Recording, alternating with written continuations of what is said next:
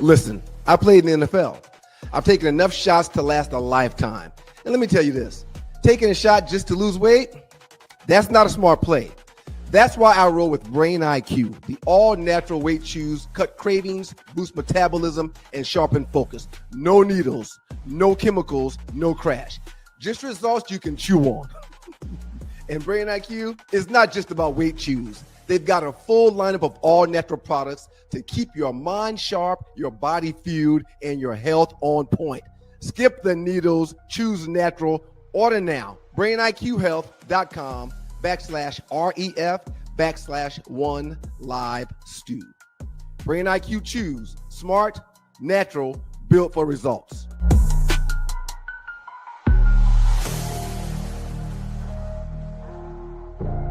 Come on, let's carry it up. Big time attitude. You move. Wow. You got a call on line one.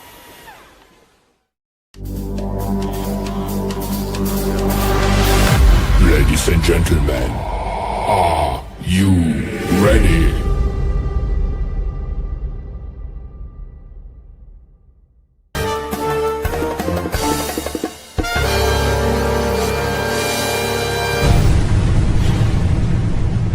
Dogs and poodles, you're in the dog. Y'all know what time it is. We got to thank God every minute of every day. Good morning, world. It is your boy. The Two Live Stews. He's Doug and I'm Ryan, but together we make your Two Live Stews, and this is your Monday morning edition of the Two Live Stews experience. June B77. Good morning, King. St. Louis Ron. Good morning, King. Everybody can't be a king, man. Least, Griff. Aggie Pride in the building. Good morning, sir.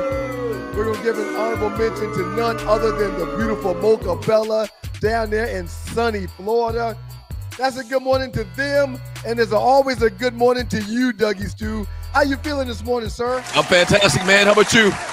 I too, sir, am feeling fantastic. Good morning, world. Good morning, world. Good morning, man. Absolutely, How was your birthday man. weekend, sir? Because your birthday was on Thursday or Friday, but you typically celebrate that on the weekend. How was your birthday weekend, sir? It was great, man. Shouts out to everybody that gave me happy birthday wishes and whatnot, man. I really do appreciate it. It's funny you mentioned that. Sir, I'm going to tell you happy birthday every day because I've got more likes and more posts or comments on your birthday post than I've on any post I've ever created in my life. Well, because I got over 500 ninjas wanted to bid you adieu or happy birthday or whatever the term is. Well, it was amazing, man. Because people were happy to see you act sensible for once in your life. And wish your big brother a happy birthday, man. But really, man, I really do appreciate it, sir. I really do appreciate the kind words. And the people came out. They showed their love. Oh, yeah. Shouts out to the good folks in Detroit. WGPR, Hot 107.5, FM HD2. Of course, the Sports Rap Network is in the building. Good morning, Detroit. We appreciate y'all. Heard some good stuff about y'all this past weekend. My first ball award, since we're doing that, goes to the Detroit Lions. Hold on. Can you hold up for a second? Yeah. Let's talk about the throwback first. And then I was just giving Detroit a shout out, and since I mentioned them, I wanted to give the Lions a ball award. But I'll wait to give the Lions my first ball award because that's who's going to get it, the Detroit Lions. We'll go back and do what you were saying now. Your birthday, sir. Your birthday. What'd you do for the weekend? No. I said the throwback. Your throwback. Well, but again, we started this show talking about your birthday and what you did. So instead of doing 5 things, let's just focus it one at a time. Okay. I didn't do anything, man. I'm happy to be here, sir. That's awesome. I didn't do absolutely nothing. I watched football. Yeah, a lot of football. That pretty much is a present to me. Shouts out to South Carolina State University as I think about it, my first ball award. Yes. 42-14. We put foot all in the ass of the Howard Bison. Wow. Teams like Howard and Morehouse, they're not good in football. They're good in books. And while they're studying, our football team is practicing. I'm willing to bet that both organizations practice the same amount of times. Yeah, but them dudes from Howard, man, they're different level studiers, and book smart and all that stuff. So 42-12, we control our own destiny for the Celebration Bowl. If we beat, as of right now, we beat Delaware State. Win.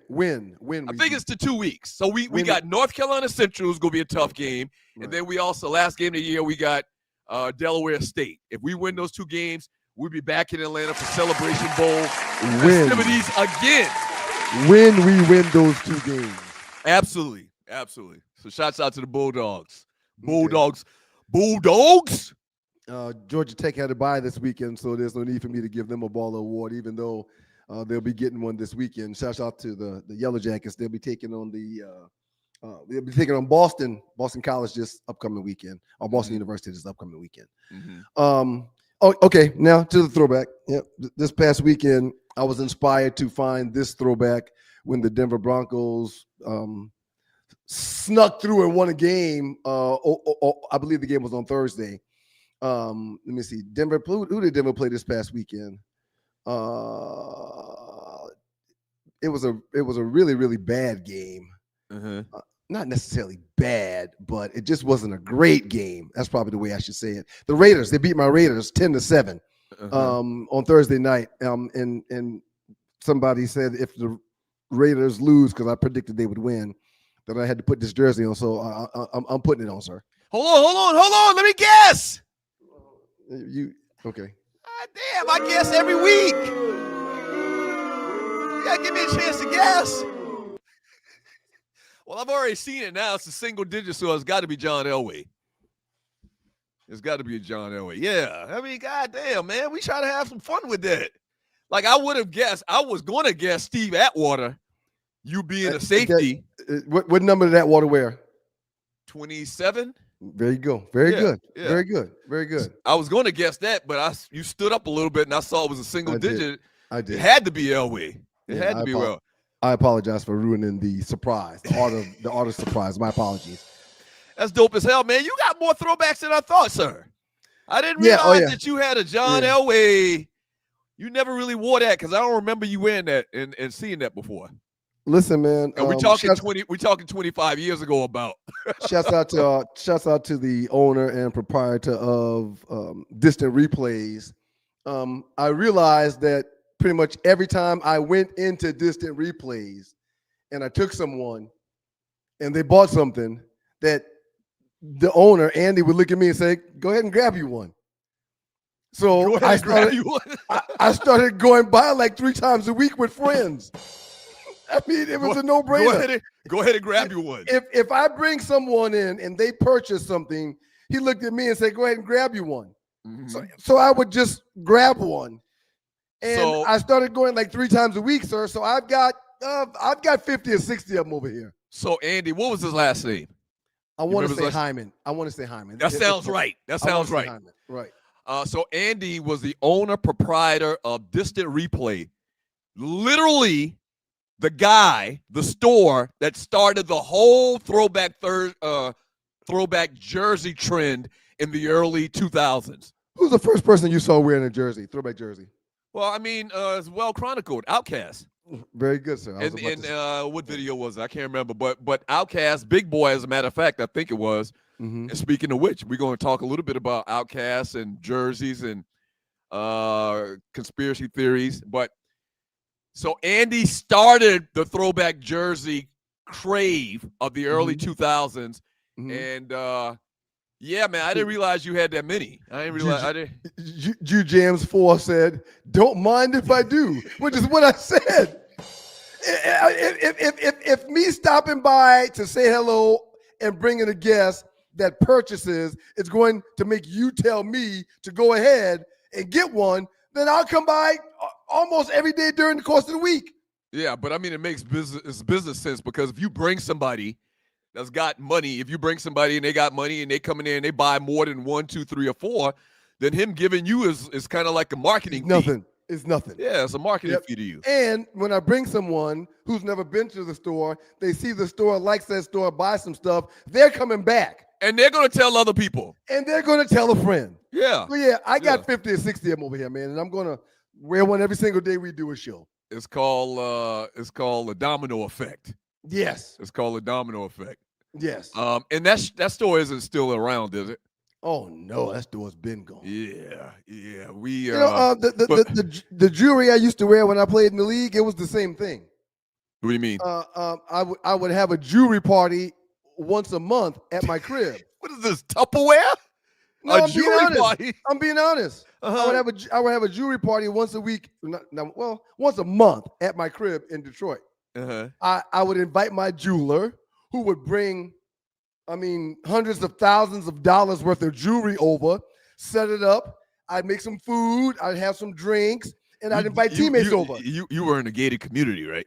Yes. Okay. Yes. And he had security.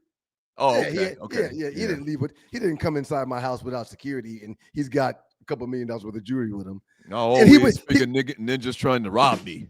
He would. Well, that's smart for you to do that. Yeah. He would lay everything out, set up a display in my front room, and as my guests would come and purchase stuff, every time they purchase, he would put a line down. Get you something. Right. Every single time. Some earrings or something. He wouldn't give you no real expensive stuff. No, he would say, pick you something. And I would never go for the biggest stuff or the shiniest stuff or the diamond. I would never do that. I was respectful, but I would easily, get, some nice pieces, because when you got buddies that end up spending $250,000 at your house, the least he could do is give you something, right?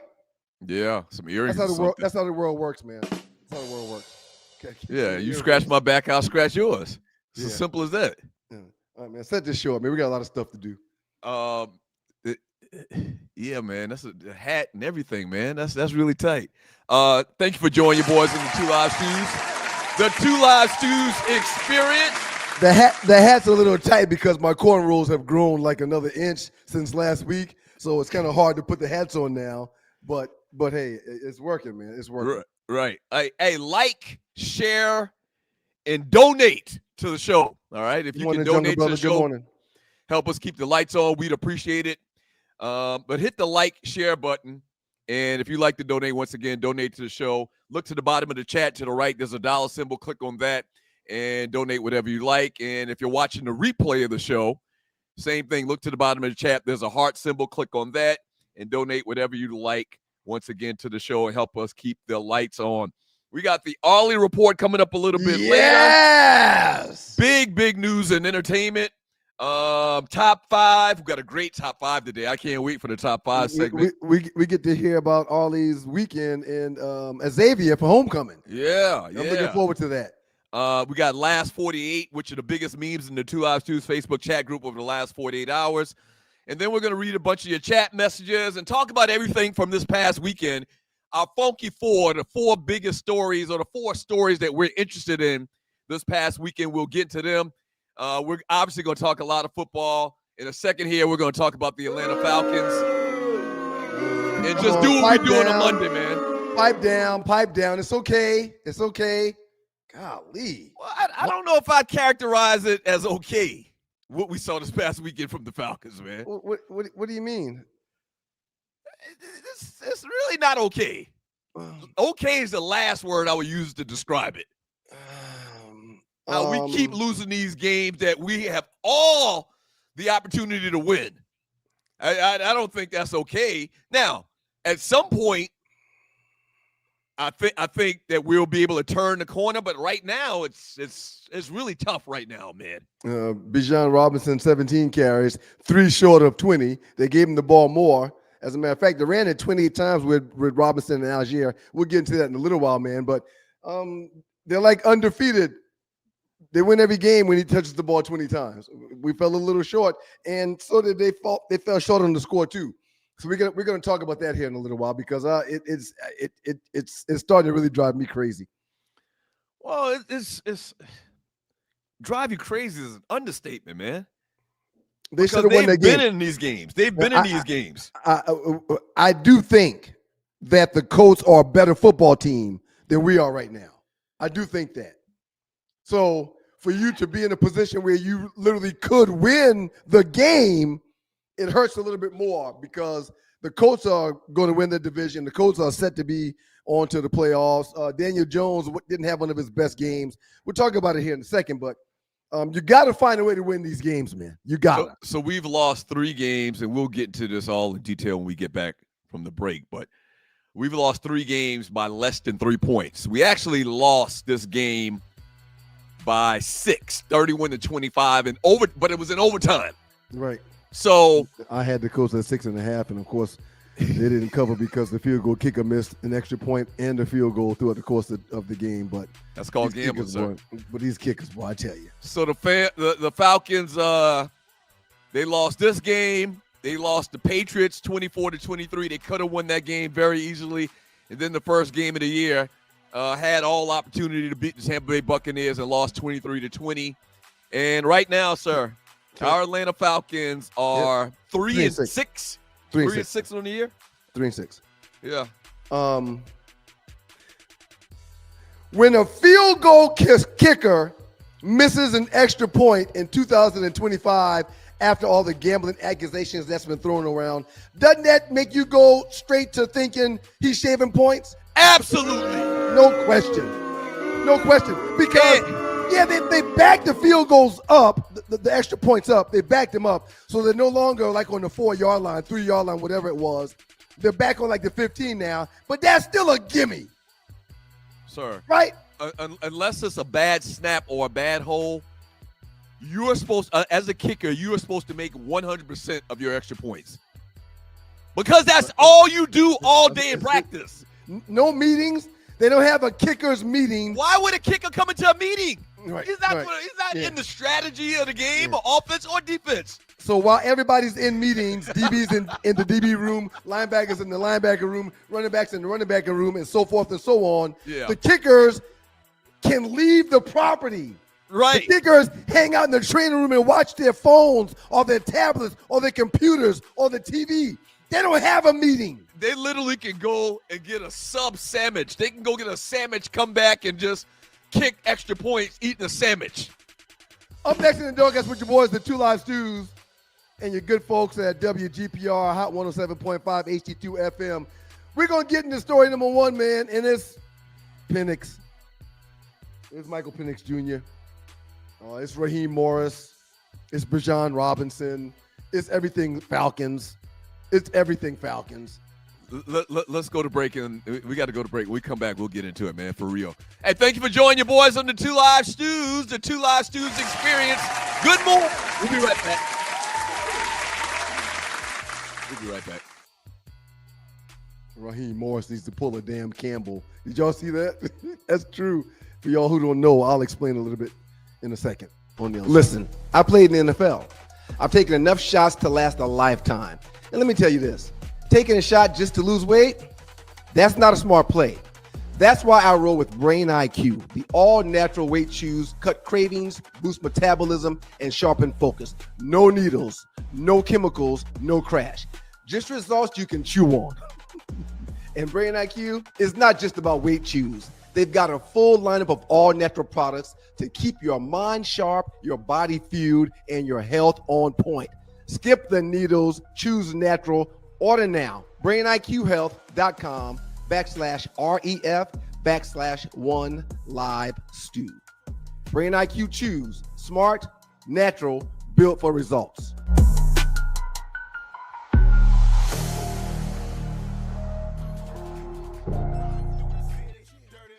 It's your boys, the Two Live Stews. Just going to Ryan Stewart to make up those stews, and this is your Two Live Stews experience. Thank y'all for being here. Thank y'all for liking. Thank y'all for sharing. Thank y'all for subscribing. And thank y'all for passing the word. Yeah, hey, the Indianapolis Colts defeated the Atlanta Falcons 31-25 in overtime and Sunday in the International Series game in Berlin, Germany. Jonathan Taylor, 244 yards. I was going to give him a ball award, but I'm not going to do that. 244 yards. He had an 83-yard touchdown, and it obviously gave him that big number on the day. The game was a tight contest that ended at 25-25 in regulation before the Colts won in overtime. Sir, what are your biggest concerns about this latest Falcons loss Once again, I mentioned it before we went to the break. It seems like we've had opportunity. Our record literally could be like 6-3 right now, as opposed to 3-6 right now. Right. Sir, in a week where you had, let me make sure I'm doing this right. 1, 2, 3, 4, 5, 6. In a week where you had 7 sacks, you didn't win a football game. Yeah, 7 sacks. Ball award to the defense. Right. Your 2 rookie quarterback hunters stepped up to the table. Your defensive line kept contained. You had interior pressure on the quarterback, exterior pressure on the quarterback. You had linebackers come into pressure on the quarterback. You had 7 sacks. And this is a team that for the past decade had several games where they had 0. Mm-hmm. You had 7 in one game, and you lose the ball game. Yeah, that's unbelievable. Ball award to Jalen Walker, who had one. The rookie, James Pierce Jr., had a sack. A BDK, I always can't pronounce his name, but y'all know I'm talking about. Number 17, he had 2 sacks on the day. So everything that they addressed in the draft, okay, they got these stud defensive ends to put pressure on the quarterback for years. The Falcons have been one of the worst teams in the league in sacks. They addressed that in the draft. They're getting after the quarterback. They're getting sacks, and we still find a way to steal or to pull a loss out the jaws of victory. Jesse Bates, the third, he gets an interception, 7 sacks and an interception. It's mind-blowing how you lose these games that you should not lose, and how you don't compete or you get smacked around by teams you shouldn't get smacked around on. Okay, so the way the Colts played this past weekend in Germany, we should have won that game. The way Carolina whooped up on us a couple weeks ago, we should not have lost a game like that. This Falcons team they don't know who they are. Right, schizophrenic, right. They're all over the place. You got Penix Jr., who only throws the ball a little over 20 times, but didn't complete even half of his passes. You got Sauce Gardner checking London, but London's still over 100 yards. I mean, and catches a touchdown. Sir, I thought the Colts would handle the Atlanta Falcons. The line was 6.5. Mm-hmm. I had no idea the game would be that close. I had no idea the Falcons would compete, but the Falcons, they in essence gave that game away. Yeah. I mean, they were on a neutral field. By the way, they played in that historic stadium where the Jesse Owens Olympics, where Adolf Hitler was. That's crazy that you're in a place that Adolf Hitler was at one point. No question. Couple of things, man. They got to waste more. The play where they were down at the end of the game with like 3 minutes left in the game, 2 minutes left in the game, where it was first down and goal on the 1. Mm-hmm. Next play, they ran it in for a touchdown. Algiers runs in the touchdown. Mm-hmm. What would you have done? Would you have tried to, in effect, like, kneel, because they had 1 timeout left. Would you have tried to waste some more clock and risk not scoring the touchdown at all if they were able to stop you a couple of times on the goal line? Or would you have done what the Falcons did and score immediately? I was saying that they should have wasted at least 1 down, maybe 2 downs, and just, go ahead and get the win on 3rd and 4th down. You're dependent on a lot of young guys, especially a young quarterback who has shown that sometimes he doesn't make the best decisions. He's had a couple of grounding penalties this year that has cost our team.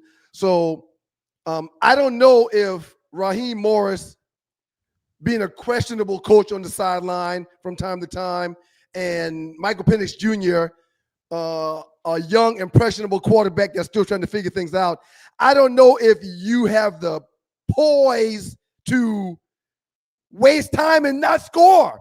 I think you got to get it in there as soon as you can, because this team has shown the propensity not to be able to score. You can't go from a team that shows you they can't score to us saying, let's hold off on scoring, in my humble opinion. It's funny, Vrabel, the coach of the New England Patriots, did the same thing yesterday, and he did it. Right. He in effect kneeled down, or not really kneeled down, but yeah, he kneeled down on the goal line to prevent them from having more time to come back to score against them. Vrabel has a quarterback that is playing the position as one of the best in the league in May. Vrabel has not had a team that has gotten beaten 30-0 this season. Vrabel's teams have been competing every single game. Vrabel's team has shown me that maybe they can handle being told, okay, we got to delay our score. But the Falcons, when they throw the ball in the sand, get grounded penalties and do the wrong thing over and over, you can't tell them put the brakes on. You got to tell them to get the ball in the end zone. Also a couple times, and on that time where they did score the touchdown with Algiers, once again, I'm going to go back to this. I've been saying this week in and week out. I hate and absolutely hate that pistol offense. I hate the pistol offense. I hate when I see Bijan on the sideline. Like, there should be no reason that Bijan Robinson should be on the sideline. And several times they'll bring Algiers in and they'll put Bijan on the sideline. I don't like that. Why? Yeah. That doesn't make any sense to me. He could be a distraction. He could be a decoy, have you, if anything else, but he should not be on the sideline. You got to get rid of this offensive coordinator, Zach Robinson. You got to relieve this guy of his duties. Week in and week out, he has called bad games offensively. I agree. The coach improved the 8-2. They now lead the AFC South. And the Falcons are now 3-6. They have now lost their fourth consecutive game. Yeah. And a game that they could have had control over. You mentioned the historic venue of the Olympic Stadium in Berlin. And again, it's tough to beat a team when their running back has ran for almost 250 yards. That's another thing. Yeah. They played against the best running back in the NFL this season, and he got his man off like he's the best running back in the NFL this season. 244 yards. That's a lot. I'm going to ask AI during the break to give me every running back that's rushed for over 240 yards and the outcome of the game. I'm willing to bet there's a very low percentage of those guys that did that whose team lost. Zero. Yeah. Before you do that, I'm willing to tell you right now that if they had over 240 yards rushing, that team is the team that won the ball game. You're saying 90%. You're sure of that? I'm saying it's 100. Okay, gotcha. Yeah, I'm saying it's 100. The Colts, who led the AFC South, improved their record to 8-2 with the wins, strengthening their playoff position. I don't think the Colts were that tough of a team. Now, you said that you thought they were coming into the game, and you expected them to win in high fashion. But watching the game, Daniels didn't look that great to me.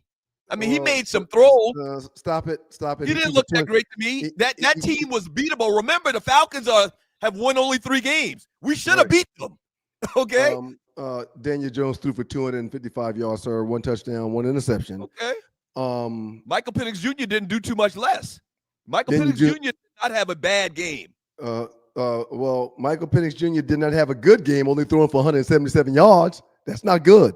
You want your quarterback to be in the high 200s or low 300s when it comes to yards throwing the ball. And something that Michael Penix Jr. didn't do was get out and run, whereas Daniel Jones ran the ball for 7 times for 53 yards. That's 7.6 yards. Michael Penix didn't have a bad game in the sense where he threw interceptions. Didn't have any interceptions. 177 yards, like you just mentioned. No INTs once again. He got sacked 3 times for 27 yards on the day. I don't think Michael Penix Jr. was the reason why the Falcons lost, but like he said, not me, like he said, he needs to have a better contribution every single week. Throw up that meme tree and you're watching the 2 Hours Shoes experience. One other thing I forgot to mention that I don't like as well, and I'll write it down and make sure that you don't forget it. That I don't forget. What's the tight end's name? Penix, not Penix. What's the tight end's name? I'm drawing a blank right now. Who's tight end? Our tight end or the Falcons tight end. Kyle Pitts. Kyle Pitts. Yep. But here's the meme. Pitts had a huge drop this past weekend. Right. I want to talk about that. I got to play like it. I don't feel like I'm playing like it. I got to do better. That's Michael Penix Jr. visibly upset after losing to the Indianapolis Colts in overtime, says he's not playing like the face of the franchise. He's going to get better. And you know what? This is one of them years where it's a process. You got to crawl before you walk. You got to walk before you run. And so this is his real first year start. And I'm being optimistic because I see so many flashes of greatness. Like, okay. I think the kid is going to be very, very good long term. I'm glad you brought that up. This past weekend, I pulled up. Penix has just got done with his 12th start. Mm-hmm. So this past weekend, I pulled up numbers from Michael Penix Jr., Matt Ryan, and Michael Vick for after 12 starts. First 12 starts, right? Okay.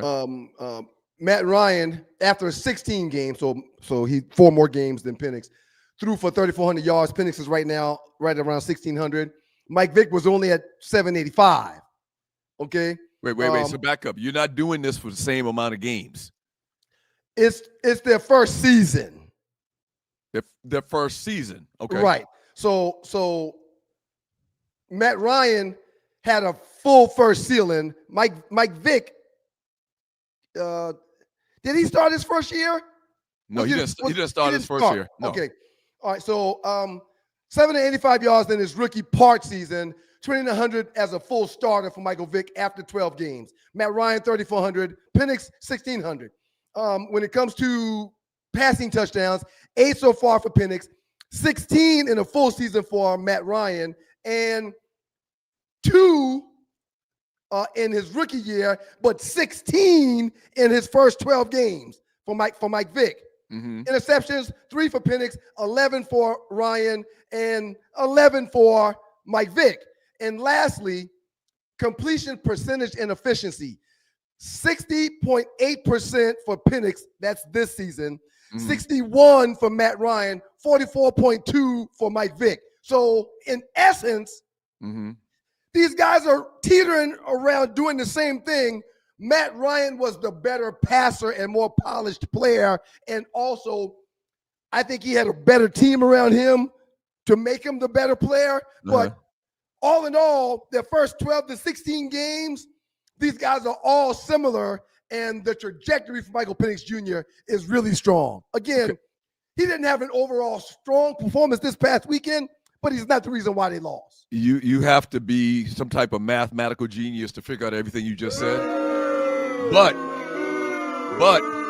I think your lasting point is the averages are all equaling out to about the same.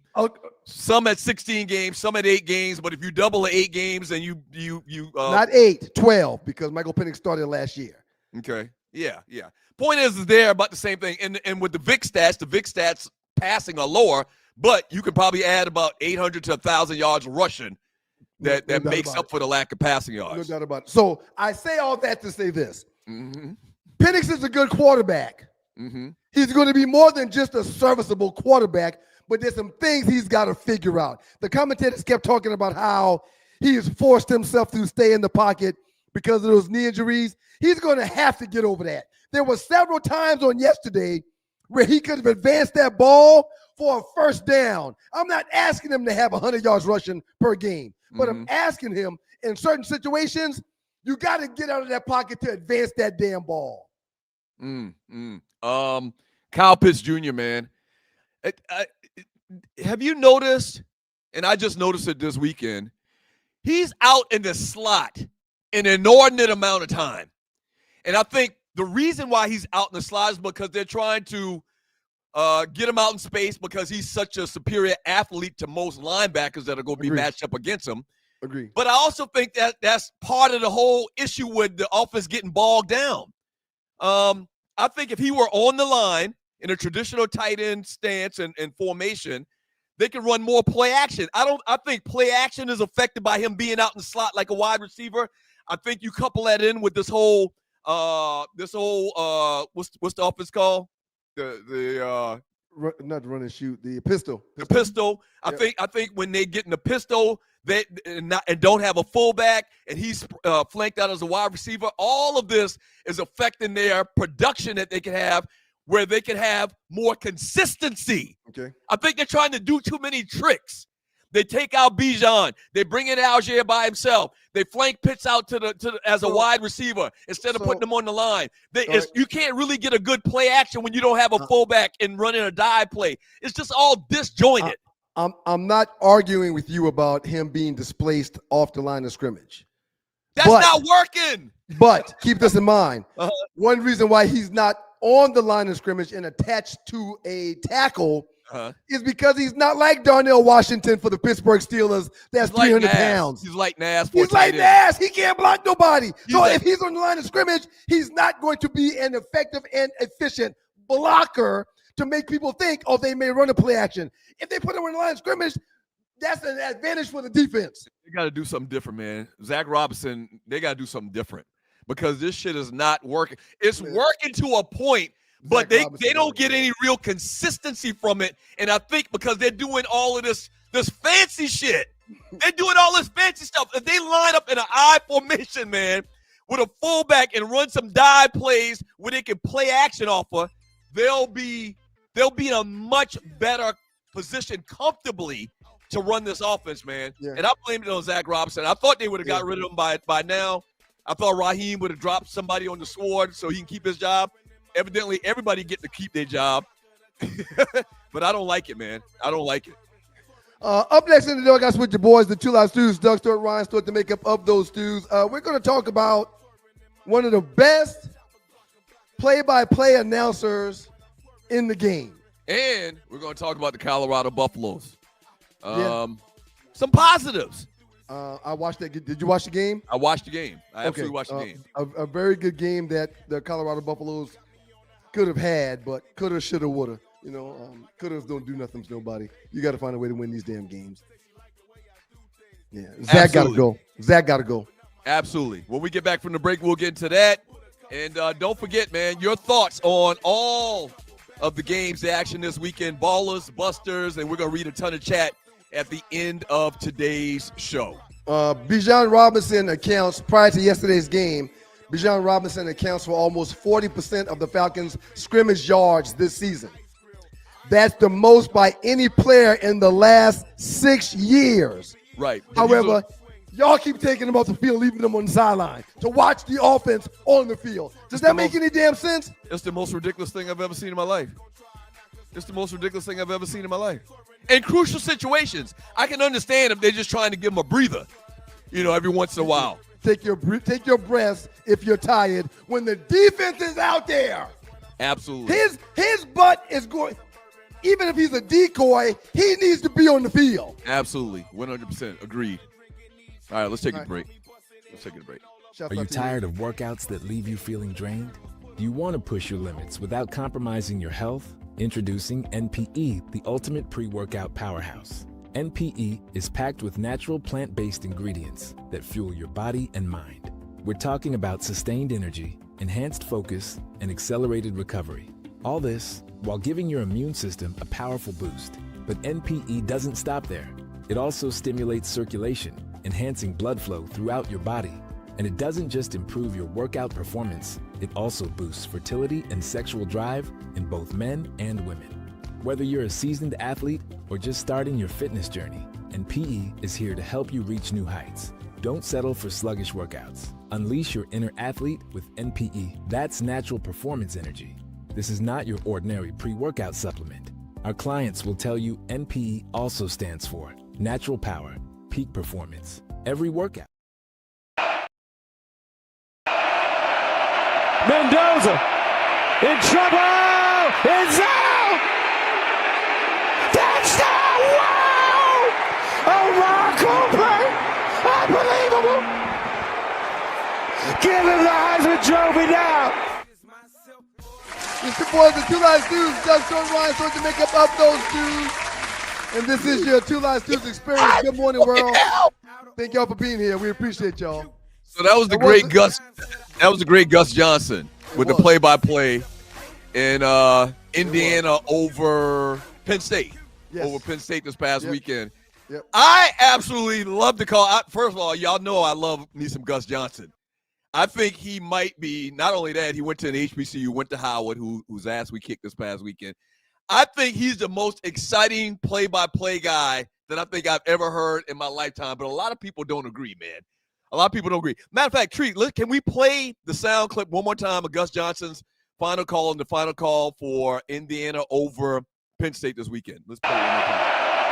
Mendoza in trouble. It's out. Touchdown. Wow. A Marco play. Unbelievable. Give him the Heisman Trophy now. Sir, before we get back to Gus Johnson, let me say something real quick. Mm-hmm. I think that game, I got to check their schedule to see who Indiana has left. But I think that game may be the backbreaker that sets the Hoosiers back. I prior to that game, they hadn't struggled with anyone. Prior to that game, before the fourth quarter, all of their games have been over. And I think Penn State, being a 3-6 Penn State team that's 0-6 in the Big Ten right now, I think them pushing the Indiana Hoosiers to a last-second score to get a victory in Penn State is ultimately going to be the setback that the Hoosiers didn't need. We'll see about that. Now let's go back to Gus Johnson. He's amazing, sir. Yeah, Go ahead. No, I was gonna say, well, he's absolutely amazing, but there's a bigger conversation I want to have about this. Okay. We've talked several times and over several years about how colonizers don't like to see us happy, and kind of when it relates in particular this year, in particular with Shador. Like, they don't like the bravado and primetime talking trash and always talking shit and this, that, and the other. And so I've made this assertion that they don't like to see us happy. They don't like to see us laugh, have a good time. Treat, run this video and we'll talk about it after.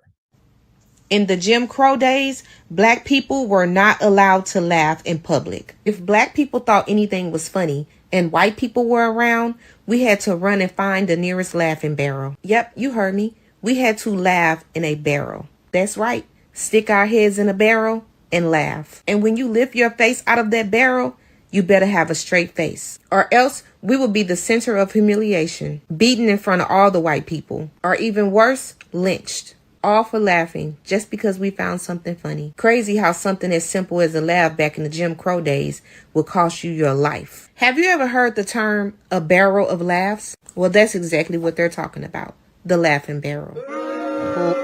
Holy smokes. Did you know that prior to the video? I did not know that. That's why I'm saying this is ironic. We've talked about this whole thing where, you know, I've kind of... You always introducing some shit that hurt people's feelings, man. I've always pitched this concept this year, over the last 12 months, that these folks just don't like to see us happy for some reason. And it's historical. I actually looked it up to make sure and verify that this wasn't just no internet bullshit. Right. It's an actual truth. It's an actual fact. You've heard that term before, a barrel of laughs. That's where it comes from. We had to stick our head in the barrel to express joy and to be happy for something or laugh. We had to stick our head in the barrel, man. Yes. Yes. And my point is that all of the conversation we had about they not liking us to be happy, to show any excitement, to talk trash, to smile. It's factual. It's actually historical and it's factual. Just very interesting that I found that video. Do you know that young lady's name? No, I don't know who that was. That was somebody that just brought the information to light, like a social media. I don't think she had any rhyme or reason to the way she had her tattoos set up on her chest. I think she had some displaced tattoos that she kind of just put on her body. And for those that are watching and listening, prior to getting tattoos, have a plan. You know, don't just put something on your body without having a plan. But anyway, you learned about the tattoos, man, and you just learned that if we laugh, we get our ass kicked back in the day. I really need you to focus. That really hurts my feelings. Yeah. To know that that our ancestors and the people that were here prior to us, and the reason why we're here, had to stick their heads in a barrel for enjoyment, to That's disgusting. You've heard the term "a barrel full of laughs," right? That's where it comes from. Tons of times. I've used it several times. That's where it comes from. Man. No idea that. Wow. So, and back to the original point, we're showing the Gus Johnson audio and video. These people. Gus Johnson, if you go back and look at some of the comments under the clip of Gus Johnson with that final call, the colonizers letting him have it. They just letting them have it. Yep. They hate for us to be happy. Right. And Gus Johnson, with all his theatrics, I absolutely love it. Yep. Oh no, they don't want you doing anything like that, man, and having fun and making this memorable call. They just really crushing them. Not everybody, once again, but a lot of the colonizers just crushing them, saying he's the worst ever. I think he's actually one of the best ever as far as a play-by-play guy. But a lot of the colonizers don't think so, man. Yeah. He dresses extremely nice. He's always, we showed him clashing last week, but clashing is a look. He's only making probably $4 or $5 million a year to call these games. Been in the business for over like 25 years, man. Right. Once again, a Howard graduate, so I'm always rooting for the HBCU grads. Just a phenomenal, and there's a reason why he's booked. Remember the great Henry Welsh used to say, I'm booked? I'm booked. Y'all can say whatever you want. Y'all ain't got to laugh at these jokes. I'm going to leave here and go someplace else where I'm being paid because I'm booked. If you go to Gus Johnson's Wikipedia page or whatever, man, this man's been in the business for like 30 years and worked for all of the big networks at one point or another. So ball award to Gus Johnson on a Monday. Got that to you, Gus. Colorado lost to West Virginia 29-22 despite a strong debut from Juju Lewis in his first career start. He passed for 299 yards and 2 touchdowns, 22 of 35, 299, 2 touchdowns. Notable performance, 63% completion percentage, 2 passing TDs. Once again, this was the #1 recruit coming out of high school. For whatever reason, prime time did not want to put him on the field. Maybe he was trying to protect them, but clearly he's the best quarterback they have, and he has the biggest upside. And I think this is Colorado's quarterback for the next 3 years, or as long as he stays in college. Definitely for the foreseeable future. Juju had a pretty good game. 290 yards passing is very good. And yes, when you've got older quarterbacks on the team, you want to try to salvage this young guy to allow him to have 4 full seasons. I don't think this was Juju's first game. I think he's already been on the field, though. He's already been, but he's still the red shirt thing is kind of funny how it works. He actually played, right? He actually played before, but they were saying his red shirt year was still eligible. Right. But I think after this start, I think that's it. He's only got 3 more years to play college football. Yeah, I don't know. I probably should look that red shirt rule up now. Back in the day, if you stepped on the field, it was a wrap. One play. If it was one play and you won the field, your red shirt was gone. Yeah. Juju's played in a couple of games already, so I'm not exactly sure how the red shirt rule works now, but you're exactly right. His performance this past weekend removes that red shirt, and now Deion's got to go with him. But maybe it's good that he goes with him because he looks like he's going to be a player. Well, I mean, now, and you're watching the 2 Live Stews experience, the kid looks solid out there, made some great throws in some tight spaces. Now what you got to start preaching and selling to the Colorado fan base is next year. Right. Okay? Right. Because this year is a wrap. This year is a wrap for Colorado. You talk about next year and you hype everybody up to what this kid is going to be. Will he live up to the billing and being one of the top players or the top player coming out of high school by some publications? And you ride him. You try to recruit around his abilities, his strong suits. You kind of fortify the team, the offense around him, and you look forward to next year. That's all you can do at this point. And shouts out to Juju Lewis, who in essence was sacked 7 times and pressured like 5 more times, but still went 22 for 35, 299 yards, 2 TDs, 0 interceptions. 0 interceptions. That's the big thing. He absorbed the heat. He dealt with the heat. He dealt with the pressure. He got hit several times, but still stood in the pocket strong and did a good job at the quarterback position. Yeah. So that's even though they lost, and their record right now is, I got to look at their record. I thought I had their record down, but their record is not good right now. Definitely not good. I think they're 3-7 right now. Might even be 2-7. It's a bad season. It's a bad season. It happens. That's an understatement. I just want to say this. There's not many college teams that lose 3 top 10 picks. Mm-hmm. It's not many. Not many schools have 3 top 10 picks that start for them. Mm-hmm. So when you lose that, that's a lot to come back from, and it takes some time to replace. That's all I want to say. I know you're going to say I'm making excuses for Prime, but I'm telling the truth also. Mm-hmm. Bobby Bowden back in his heyday, Joe Paterno back in his heyday, Tom Osborne back in his heyday. That's Florida State, that's Penn State, and that's Nebraska when they were at their height. Never had 3 players that was drafted in the top 10 picks. So it's a lot to overcome, and Prime is getting there, and Juju's going to assist and or help with that in the future. Yeah. So right now, Colorado is I don't have it right now.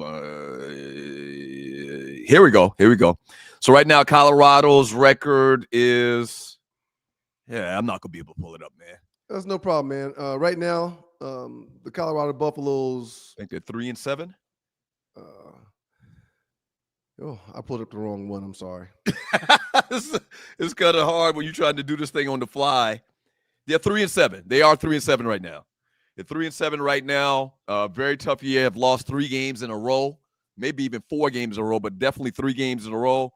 Over the last couple of weeks, they've been struggling. 3-7, 1-6 in the Big 12 conference. And again, Deion's on a new contract, getting paid $45-50 million. I don't see him going anywhere. I think he'll weather this storm, and I think they'll be just fine. Okay, all right. We will see. You're watching the 2 Live Stews Experience. Doug Stewart, Ryan Stewart. Thanks for joining your boys.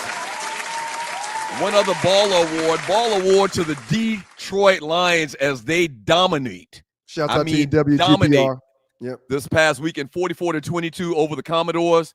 The Washington Commodores, which we will talk more about. Another story dealing with the Washington Commodores here, and not Commodores. Why I keep saying Commanders. Commanders. Not like the singing group. Yep. But 44-22 loss to the Commanders this past weekend, fueled by an explosive, strong Russian attack.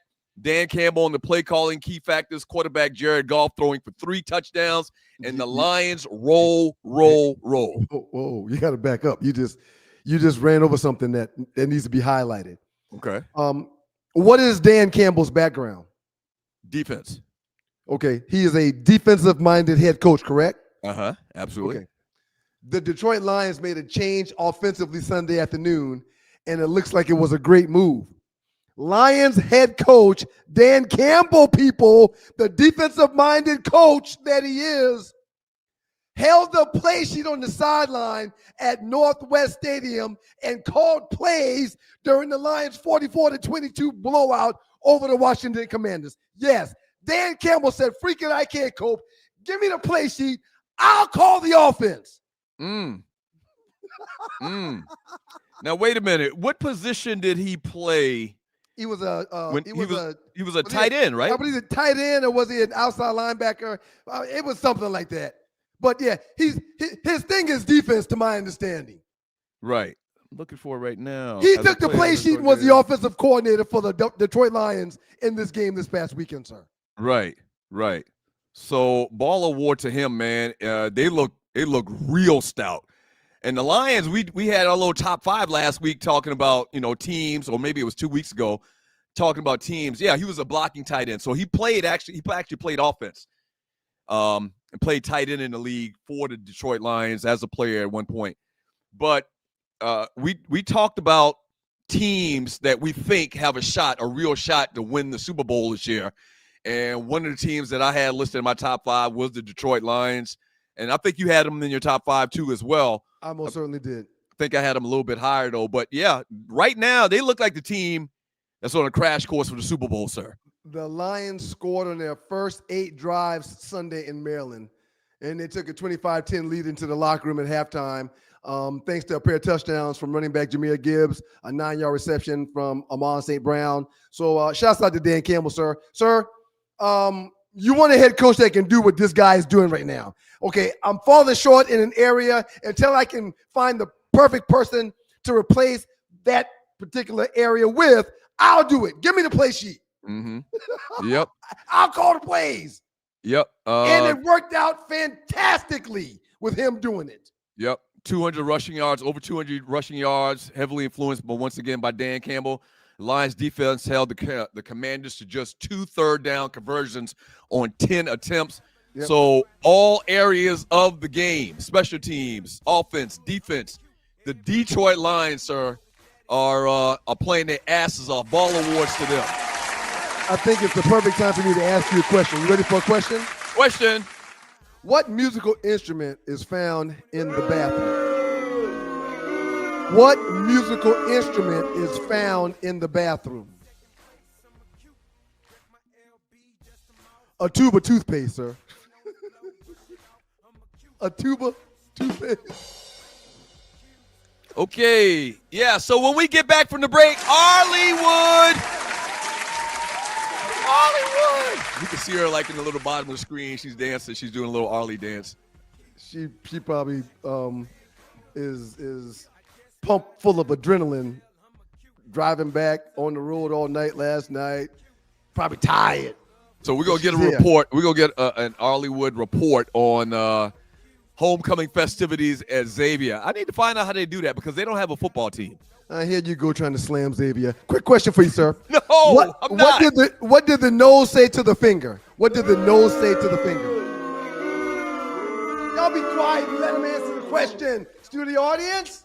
I have no idea, man. What did the nose say to the finger? No idea. Quit picking on me. All right, Arleywood coming up next with the Arleywood Entertainment Report. Hey, you may not get it. Look. Hey, man. Don't do that, man. What did the nose say to the finger? Don't Quit do that. Don't do that. picking on me. You look like the kid that used to eat their boogers. Was you that kid that ate your boogers, man? No, I'm not a boogie eater, but I do have a booger-eating kid. I'm not going to tell you who it is. I'm trying to still figure out why this kid literally eats boogers. One of my nephews or my niece eats boogers. And whenever you catch this particular kid eating boogers, and you say, "Hey, what are you doing?" They say, "I'm not eating boogers, Dad." Hello there, it's your favorite cruise director, Arley Michelle, and you want to be on the inaugural Cruise with the Stews, February 6th through 9th. What's up, Stew Nation? We want to see you out on the big water for the big game, and we cannot wait! Have you signed up to go with us on the cruise yet? If you haven't, there is still time. We want to see everybody's face in the place. We're going to be celebrating from Miami to Nassau, Bahamas, and back. You want to be in the place. Can't wait to see ya. Yay! We're so excited. We're going to cruise together. Cruising with you, cruising with you, cruising with you. Come on, y'all. Ah!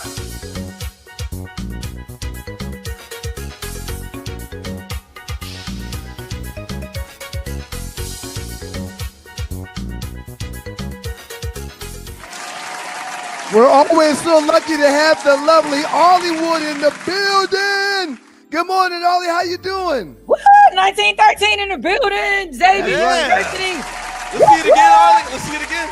1913. He ain't looking at. He's not looking at the numbers, Arley. He's not looking at the numbers. He is. He's thinking my numbers. You can't Arley, miss them. Shouts out to you, Arley. What's up? You sound like you had a good weekend. I hear the horse in your voice. Oh my God, Xavier owes me nothing. When I say you were sitting, nothing. Shout out to Xavier University. We were celebrating our 100. Oh, get them coin rolls going. Yeah, they're looking good, Arley. They're looking good. I mean, dog, Ryan, I think you're gonna have to cut it after a while. It's gonna be too much for the people. The people ain't gonna be able to take it. I'm thinking about it. You're right. I'm thinking about it. Yeah, Arley. you should consider it.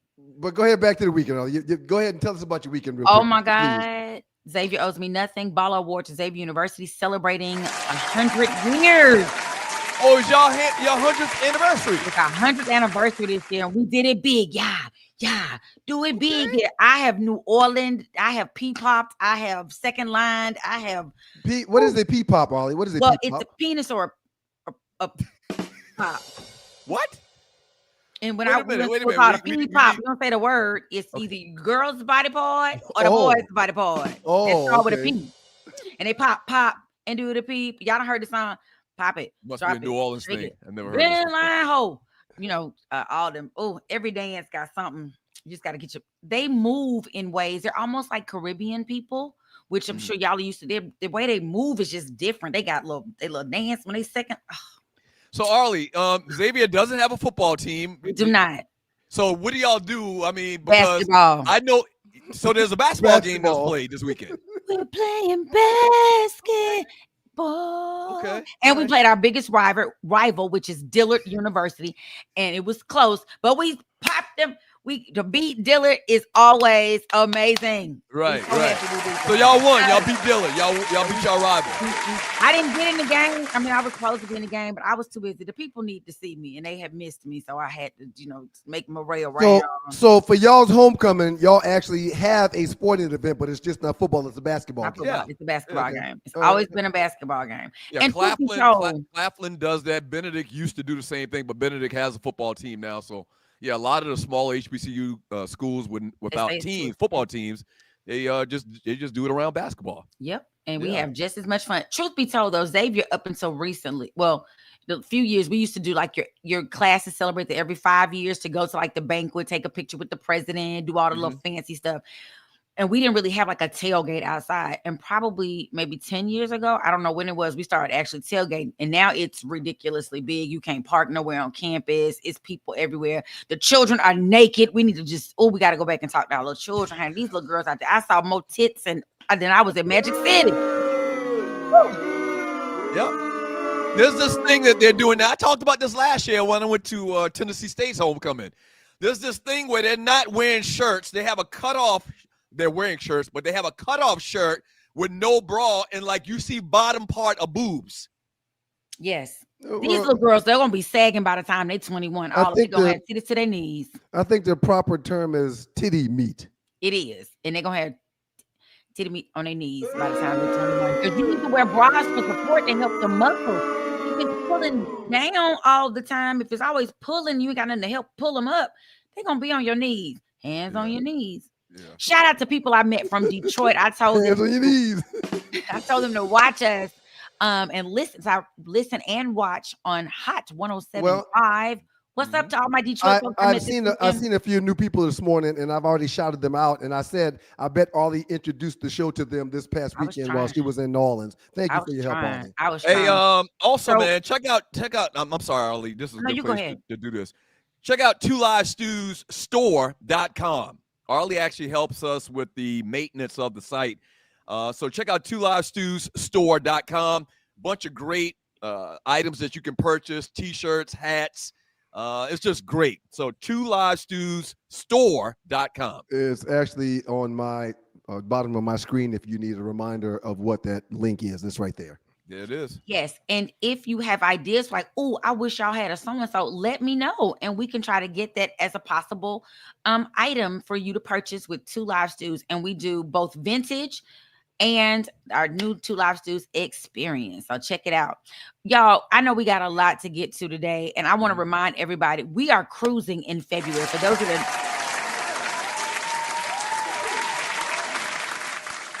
those that are new to the show, we, the 2 Live Stews crew, are going on a cruise. Woo, tongue twister. February 6th through 9th from the great city of Miami, headed to the beautiful island of the Nassau, Bahama. Let's get it. Come join us for fun and sun on the Wonder of the Seas, a Royal Caribbean cruise line, and we are going to have ourselves some fun. So if you're still interested, please hit me up at sme.arleywood, WOOD, @gmail.com. Now, Funds are due 90 days before we sell. So that's around November the 22nd. For those of you that have already committed, hit me up. We need to talk. I've sent out emails to let you know what your final balances are. Holler at your girl. Don't make me be a bill collector. I'm too busy trying to be happy, okay? And also the big emphasis for the cruise, or the big thing about the cruise, is we are watching the Super Bowl, first annual Super Bowl cruise as well.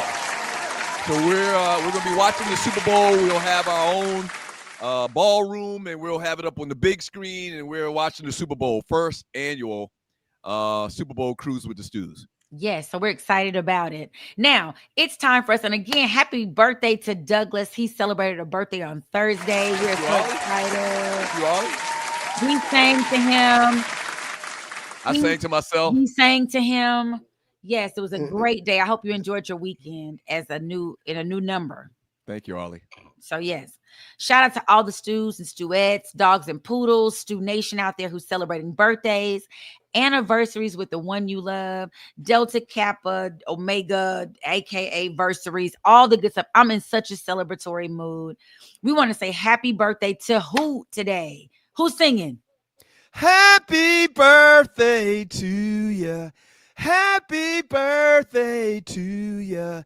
Happy birthday. Thank you, studio audience. You're far too kind. Y'all are so kind to all that. That's You're far so too kind. Thank you. They're great. So I just want to say, and he is still performing. This is going to be us. Blues great Bobby Rush is 92. My aunt loves him. When I say want to go with him, be his boo, she is so serious. She think they go together in real life. Shout out to my Aunt Lucy. Comedian actor Sinbad is 69. Comedian Tommy Davidson is 62. Actor, my and karate dude, Michael Jai White is 58. Comedian and actor Tracy Morgan is 57. He has a new show coming out on CBS. West Coast rapper Warren G. Hold on. Do you get Tracy? Do you get his jokes, man? Do you laugh when you see him on stage? I've never really seen him on stage. I used to laugh like shit when he played Hustle Man. How about you, Arlie? The Hustle Man bit is the only thing that he's ever gotten laughs from me out of. Oh yeah, I like Tracy Morgan. I think he's a great guy, but I just don't get what he does when it comes to making people laugh. It's above my head, maybe. Okay. So for us, I'm not a big, it's some people that make me like, oh, I am hurting. Like, I'm gonna tell y'all who funny. God, his name not gonna come to me. He got a one name. It's gonna come back to me. His stand up was so funny. He was talking about something gonna borrow somebody else's gun for January 6th. Pew pew. That dude is so funny. He used to be here in Atlanta.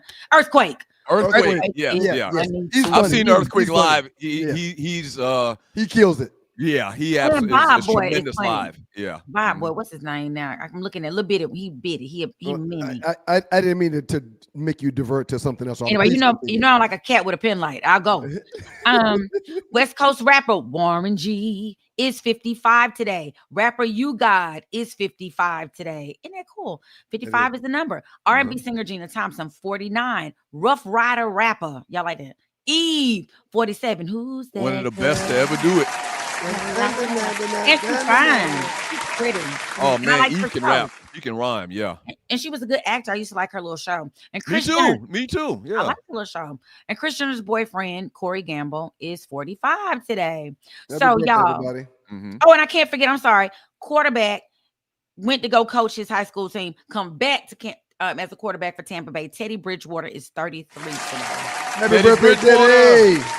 He'll be a backup for another 5 or 6 years, too. Heard he's a fan of the Stews. Yep. So I want to ask you, where were you when you first heard all the players came? Yes, let's talk about it. Yes. So what year did that come out? 94, I think. It had to be before 94. I was in Magic City. I'll never forget it. I had lemon pepper wings. I had a Hennessy and cranberry, and that song came on, and I was like, what is this? Yeah, I'm not sure where I was at, but it was monumental because I knew them boys could go. The Southern Playalistic. So the first song that came out was Players Ball. But then I took it with me because I was in New Orleans at the time. I took it with me down. I'm making everybody listen to this because at the time, my brother was in the industry. And somehow I got an early copy of it, and it had not hit the radio in New Orleans. You know, New Orleans is big on their music. Right. They was on the Masterpiece and the Second Line, all that stuff. And I just kept playing. Everybody's like, what is that? Oh my God. I was like, y'all gonna know. I'm just telling you, the South got something to say. You know, and you know, all these years later, here they are being inducted into the Rock and Roll Music Hall of Fame. Outcast. Shouts out to Outcast. Shouts out to you, Cass. Let me tell y'all another little tidbit. So I sing in a band. For those who don't know, I'm also a vocalist, and I sing with a band that travels every weekend all over the place, doing all kind of fun private parties mostly. One of the owners of the band is of the famous horns group Horns Unlimited. Horns Unlimited plays with Outkast. They are the original sound. Odie, which is my favorite. When then he say, "Get out, sliced up." Now, who else Hollywood Court? And people think it's Hollywood Cold. That is not a person. It is a place. Hollywood Court was a location over by Archer High School, just so y'all know, for a little Atlanta reference. Anyway, I wanted to say last night I watched some of the I watched their, performance. I hate that Dre didn't perform. Doja Cat, not sure why she was out there singing. Sorry. Wait. Dre didn't perform? Time out. So Miles and I are watching this live while they're talking. And a Goody Mob's on the stage. They got a whole bunch of people on the stage. They're shouting people out. Right, they brought the whole Dungeon family. Right. And Big Boy goes, we're about to bring that smoke, that fire. We're about to set it off, blase. And Miles goes, I can't wait to see Dre 3000 rap, Dad. I've never seen him rap. And I said, Miles, you won't be seeing him rap today either, son. He goes, nobody's on the stage. They're about to rap now. I said, Miles, you will not be seeing 3000 spit any bars. Go ahead. Everybody leaves the stage. Big Boy comes back. Sleepy Brown comes out. Everybody comes out. Killer Mike, except for Dre. Dre does not come out to do any of the rap songs. Listen, I don't want this getting back to this man or to the Dungeon family, anybody, any of their associates. What is his problem? So I want to answer I'm just asking the question. What is this problem? I didn't notice until you're saying this right now. I've seen all of the pictures and all of the, the responses and them thanking everybody when they actually were inducted. And so I'm like, I'm going to see the rest of it later where he actually performs. Dre first of all, I didn't expect him to even come. So when I saw he came, I was like, he must have performed. He didn't perform? No. Let me say this. They said that when they were on the circuit, they had to beg him to come back for the 20 year. And there's so many stories they've told me from behind the scenes of stuff, which he's an amazing human being. But when they were on the run, they said they were out in LA for like a month, just doing every one of the morning shows, the night shows, all that stuff. When Hey Ya was big, when they first came out with Speaker Box, somebody wanted them to do Hey Ya. And he was like, damn it, if I had to sing this song one more time. And everybody else was thinking like, this is huge. Everybody, look, he hates. I love Hey Ya. He hates Hey Ya. He does. I remember him saying that like on a nighttime show like Letterman or something like that. He came on stage and he was like, for the 1,000th time, Hey Ya, go ahead and hit it. Listen, you see Triple Platinum Batmite's comment. Richard Andre said he doesn't want to rap anymore, or at least right now, said rap is a young man's game. You got to respect that and honor that. He don't want to be a 55-year-old rapper no more. He's doing other things now. That's his art. But he for the people. You can't, like, we the people show. We here for the people. You think I want to get up early in the morning and battle with y'all and hear you and Tree fight and Doug forget everything I said every single day? Tree always starts it. Tree always starts it. So I just need him to get out there and do something. It's making me so sad. But nonetheless, I was glad he appeared because initially they had talked about he might not even come. Right. So I didn't think he was going to come either. He was there.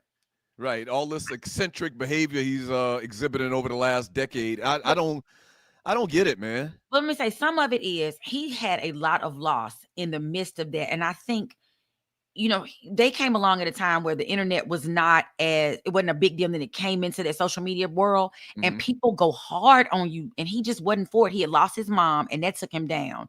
And then he had a cousin who was killed, who happened to be my ex-boyfriend. And then, because I'd be killing people. I know, isn't it crazy? And so it was a lot going on. And I think in one of his raps, he talks about, I think it was the one that he did with Kanye. I think he did a verse on something and just I think it was on the Donda. And there was some explanation to it then. They had to get him to, when he performed, when they did Coachella, Prince is the one who restructured his whole show because they had just kind of got up and he was like, you don't know who you are. You don't understand Prince was like, called him, you don't know how big you are. Y'all got to restructure your show because y'all are not showing. He was just over it, but he did it because Prince said so. Mm-hmm. So it was amazing. I wasn't pleased. I don't know why Doja Cat was a part of it. I don't know what representation she brings. They could have got maybe Deborah Killings. They should have got her to come out and sing that part because she has been a part of the Dungeon family forever. Shouts out to Janelle Monáe. She did an outstanding job. She did, but they needed, just as a vocalist, and Prince and Tree will probably agree with me, they needed somebody on the lows. They didn't have enough bottoms in there, like enough tenor or bass or baritone, because her voice is so much higher than what they shake it. So there's an underlying like lower voice in there, and they didn't have that voice, and I thought that would have helped. Yeah, and I think Tyler the Creator did an amazing job. Like he came and set the tone for. All right, so where can I see this at? Because I've seen a bunch of YouTube. clips of them. You can see it all on YouTube. Pull up on YouTube. All right. Yep. But Tree, will you play the video I sent if it's available? Mm-hmm. One thing that Jack said, man, Jack is, man, he's one of my favorites, man, about little rooms. And we started in a little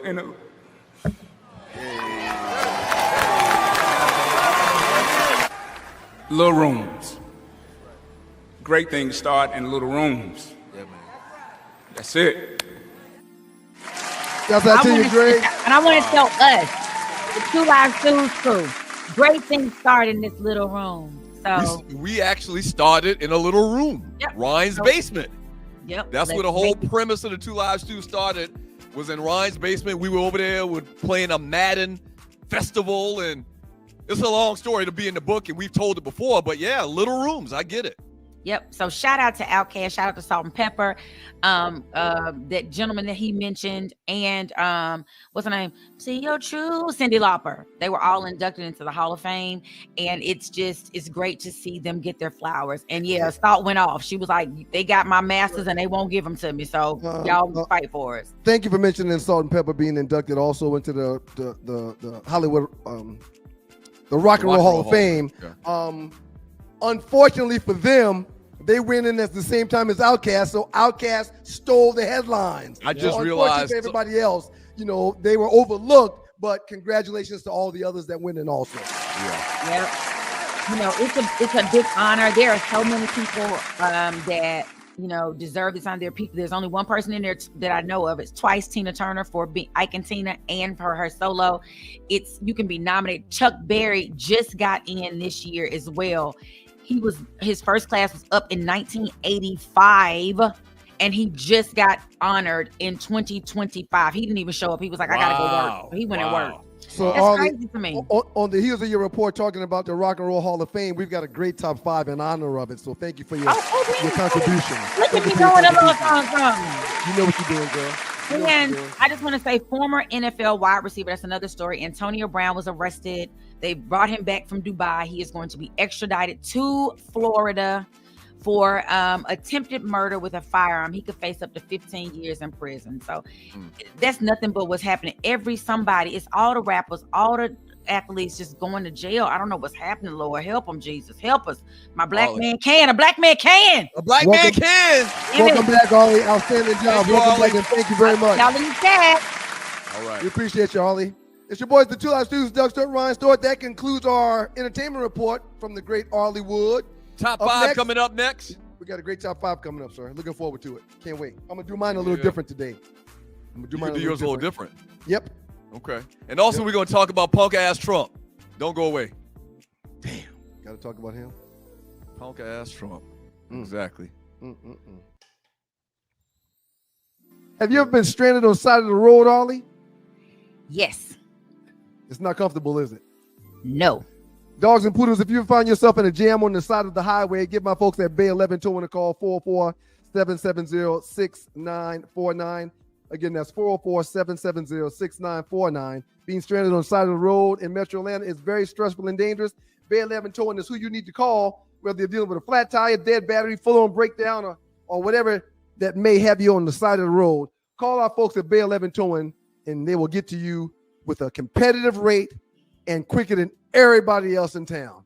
Again, that's Bay 11 Towing. That number is 404-770-6949. It's your boys, the 2 Live Stews, Doug Stewart, Ryan Stewart, the makeup of those stews, and this is your 2 Live Stews experience, sir. We appreciate y'all for being here. Shouts out to the good folks from WGPR Hot 107.5 FM HD2 in Detroit. The Sports Rap Network is in the building, and the Stews are very happy to be down with it.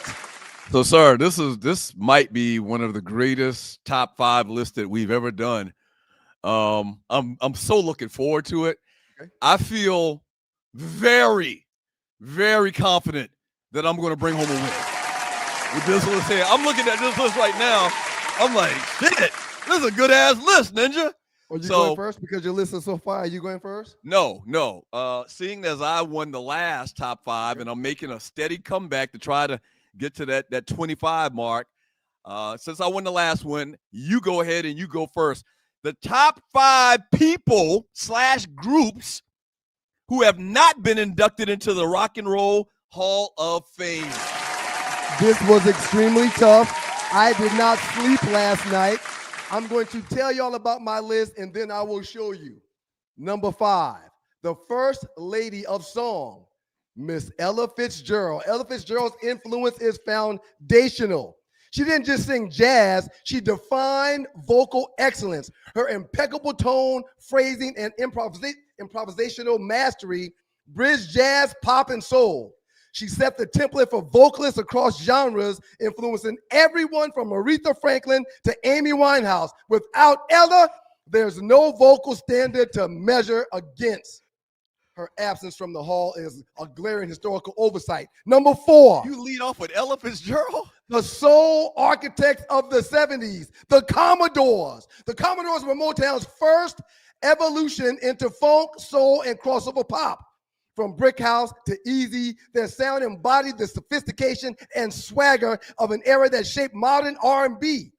Their musicianship, songwriting, and stage presence influenced generations of bands, from Earth, Wind & Fire to today's R&B ensembles. They were the bridge between classic soul and the polished production of the 80s. Number 3, Ella Fitzgerald, the blueprint of a superstar, Diana Ross. Diana Ross's definition of a global icon. From leading the Supremes, Motown's crown jewel, and the most successful female group in history, to a solo career that fused pop, R&B, and disco. Ross shattered every ceiling imaginable. Her artistry, fashion, and presence helped shape modern pop stardom itself. Every diva who followed from Whitney to the great Beyonce today walks a path that she paved. I would have thought Diana 2, Ross would have been in the Hall of Fame. The Wu-Tang Clan, the hip-hop vanguard. Wu-Tang didn't just make records, they built an empire and a philosophy. Their gritty storytelling, raw beats, and group dynamics transformed hip-hop into an art form of collective genius. Each member became a star in their own right, and their own debut album, Enter the Wu-Tang, 36 Chambers that is one of the most influential in music history. The Rock and Roll Hall celebrates cultural revolutions. Wu-Tang is one of them and should be in. And last but not least, before I show y'all my entire list, the voice of a generation, Mariah Carey. Mariah Carey has more number one hits than any other solo artist besides the Beatles. But stats don't tell her full story. She fused gospel, hip hop, and pop into a new sound. She introduced the modern vocal run and built a 30-year career defined by reinvention and relevance. From the vision of love to We Belong Together, her songwriting, vocal range, and cultural influence have reshaped the landscape of modern music. Ignoring her in the hall is one of pop's most powerful architects, and she should be in there. So y'all take a look at my incredible list. Let's move this out of the way. I got your ass again. Here we go. There goes my list right there. I got your ass. The top 5 who still deserve their flowers. Ella Fitzgerald, the first lady of song, the blueprint for every great vocalist who followed her. She's the standard. Number 4, the Commodores, Motown's evolution, funk, soul, class, and swagger. Brick House, Easy, it's timeless. Diana Ross at number 3, the original superstar from the Supremes to solo royalty. Every diva since walks in her footsteps. Number 2, Wu-Tang Clan, a movement, a culture, a brotherhood. 36 Chambers changed music forever. And number 1, Mariah Carey, the voice of a generation, songwriter, hitmaker, and the hall is incomplete without her. That's my top 5, everybody. Okay, can I ask a couple questions, first of all? No, you can Before I do get your to my top list? 5, though. The Ella Fitzgerald election or elective. And Samika Samuel said Dinah Ross is in the Hall of Fame with the Supremes. I said as a solo artist, Samika. So thank you. But yes, as a solo artist, she's much bigger than the Supremes to me. You All know, right, you know, you can only be eligible for the Sports Hall of Fames so many times or so many years. Ella Fitzgerald has to be past her time to be to somebody's Hall of Fame. Ella Fitzgerald ain't sung a song in 70 years. Sir, again, our top 5 is people/groups who have not been inducted into the Rock and Roll Hall of Fame. Ella ain't in there, and she should be. Okay, man. Yeah, Ella Fitzgerald. this is Trinity my list. on the list. This is my list, and that's how it's going down. Coming in at number 5, De La Soul. The alternative hip-hop sounds from De La Soul pushed up rap to new creative heights and influenced artists like Outcast and Kanye West. Top songs, Stokes is High, The Stakes is High, I Know, a roller skating jam named Saturdays, Me, Myself, and I. Coming in at number 4, Mariah Carey. Hey, Mariah, up that like baby with pacifiers. Yeah, Mariah Carey, the woman with the most #1 pop hits for a female artist, who is called the Queen of Christmas and sets the stage for all the big voice divas, beginning with Mary J. Blige and Christina Aguilera and Ariana Grande as well. Coming in at number 3. Come on, man. You didn't put in Eric B. and Rakim? How the hell? Let me ask you this question. How Outcast get into the Hall of Fame before Eric B. and Rakim? Real quick, sir. No, I didn't interrupt you. I didn't interrupt you. You tried to, and you don't know your list. You're doing 3, but you're talking about number 2. Do your own goddamn work. Coming in. Do your own goddamn work. Coming in at number 3, Eric B. and Rakim. The arrival of Sir, hold. Oh, okay, Doug. Yeah. Check Tree, tell him how you did the list for him. No. So he does it the right way. No, I didn't do the list for him. Oh, no. Well, you're correcting him now, right? Please check. He said number 3, Tree. We're listening, Tree. We're listening to him. Oh, you know what? You're right. I did have No, Wu-Tang you don't know because you didn't do your own damn work. Coming in at number 3 is Wu-Tang Clan. Oh. Wu-Tang Clan ain't nothing to F with. Hip-hop's vast, stemming from their unique blend of aggressive lyrics and martial arts imagery, innovative production that fused with the Kung Fu movie samples, and pioneering business. And music raised the bar for lyrical complexity and creative sampling, while their group dynamics and individual styles paved the way for countless subsequent artists in hip-hop and beyond. Songs like Cream, Protect Your Neck, Triumph, The Mystery of Chess Boxing, and Wu-Tang Clan ain't nothing to F with. Coming boy, in. Too bad you didn't know your own list, man. That's a shame. Coming in at number 3? You number don't know. 2. You have no Coming idea. in at number 2, Eric You have B. no and freaking Rakim. idea. The arrival of Eric B. and Rakim shifted hip-hop into a lyrical-driven art form that Hall of Famers like Jay-Z, Eminem, and the Notorious B.I.G. would follow. Songs like Paid in Full, I Ain't No Joke, Microphone Theme, I Know You Got Soul, and Don't Sweat the Technique, and The Edge. And coming in at number 1, Lord have mercy, I almost had a heart attack when I found out that this guy was not in the Rock and Roll Hall of Fame. Rick James, bitch!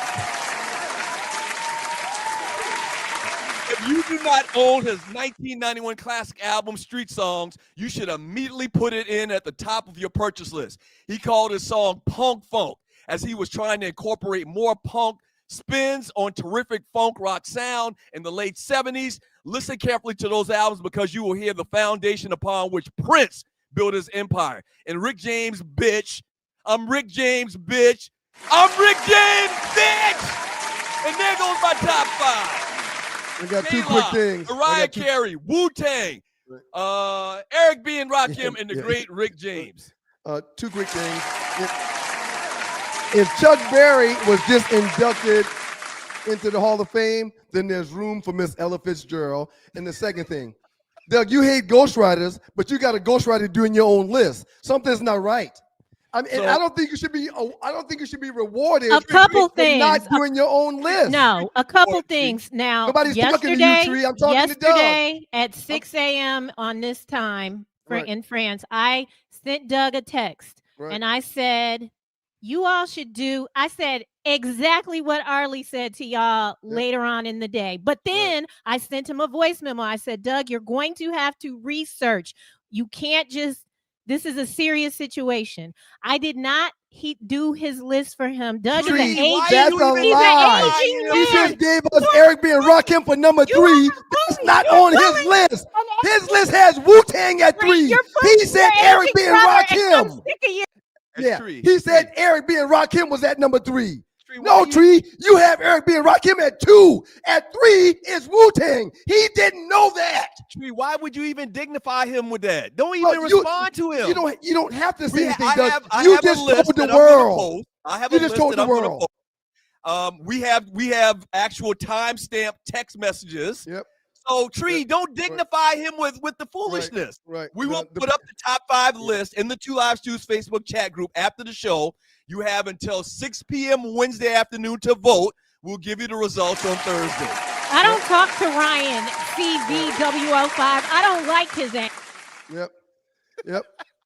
For the record. Come on, man. You want to just go ahead and give it to me right now and just knock your king over? Sir. You got Ella Fitzgerald, son. Right, you can't beat my list. You want to just go ahead and just submit right now? Sir, you don't know music like I do. And secondly, you didn't come up with your own list. Freaking Fitzgerald. Yeah, you didn't come up with your own list. Somebody else does your work. You didn't know what order your list was in because you didn't do that, son of a bitch. You're watching. The people are going to speak with their votes, and we can't wait for them to do so. Arlie, can we have Arlie come back in?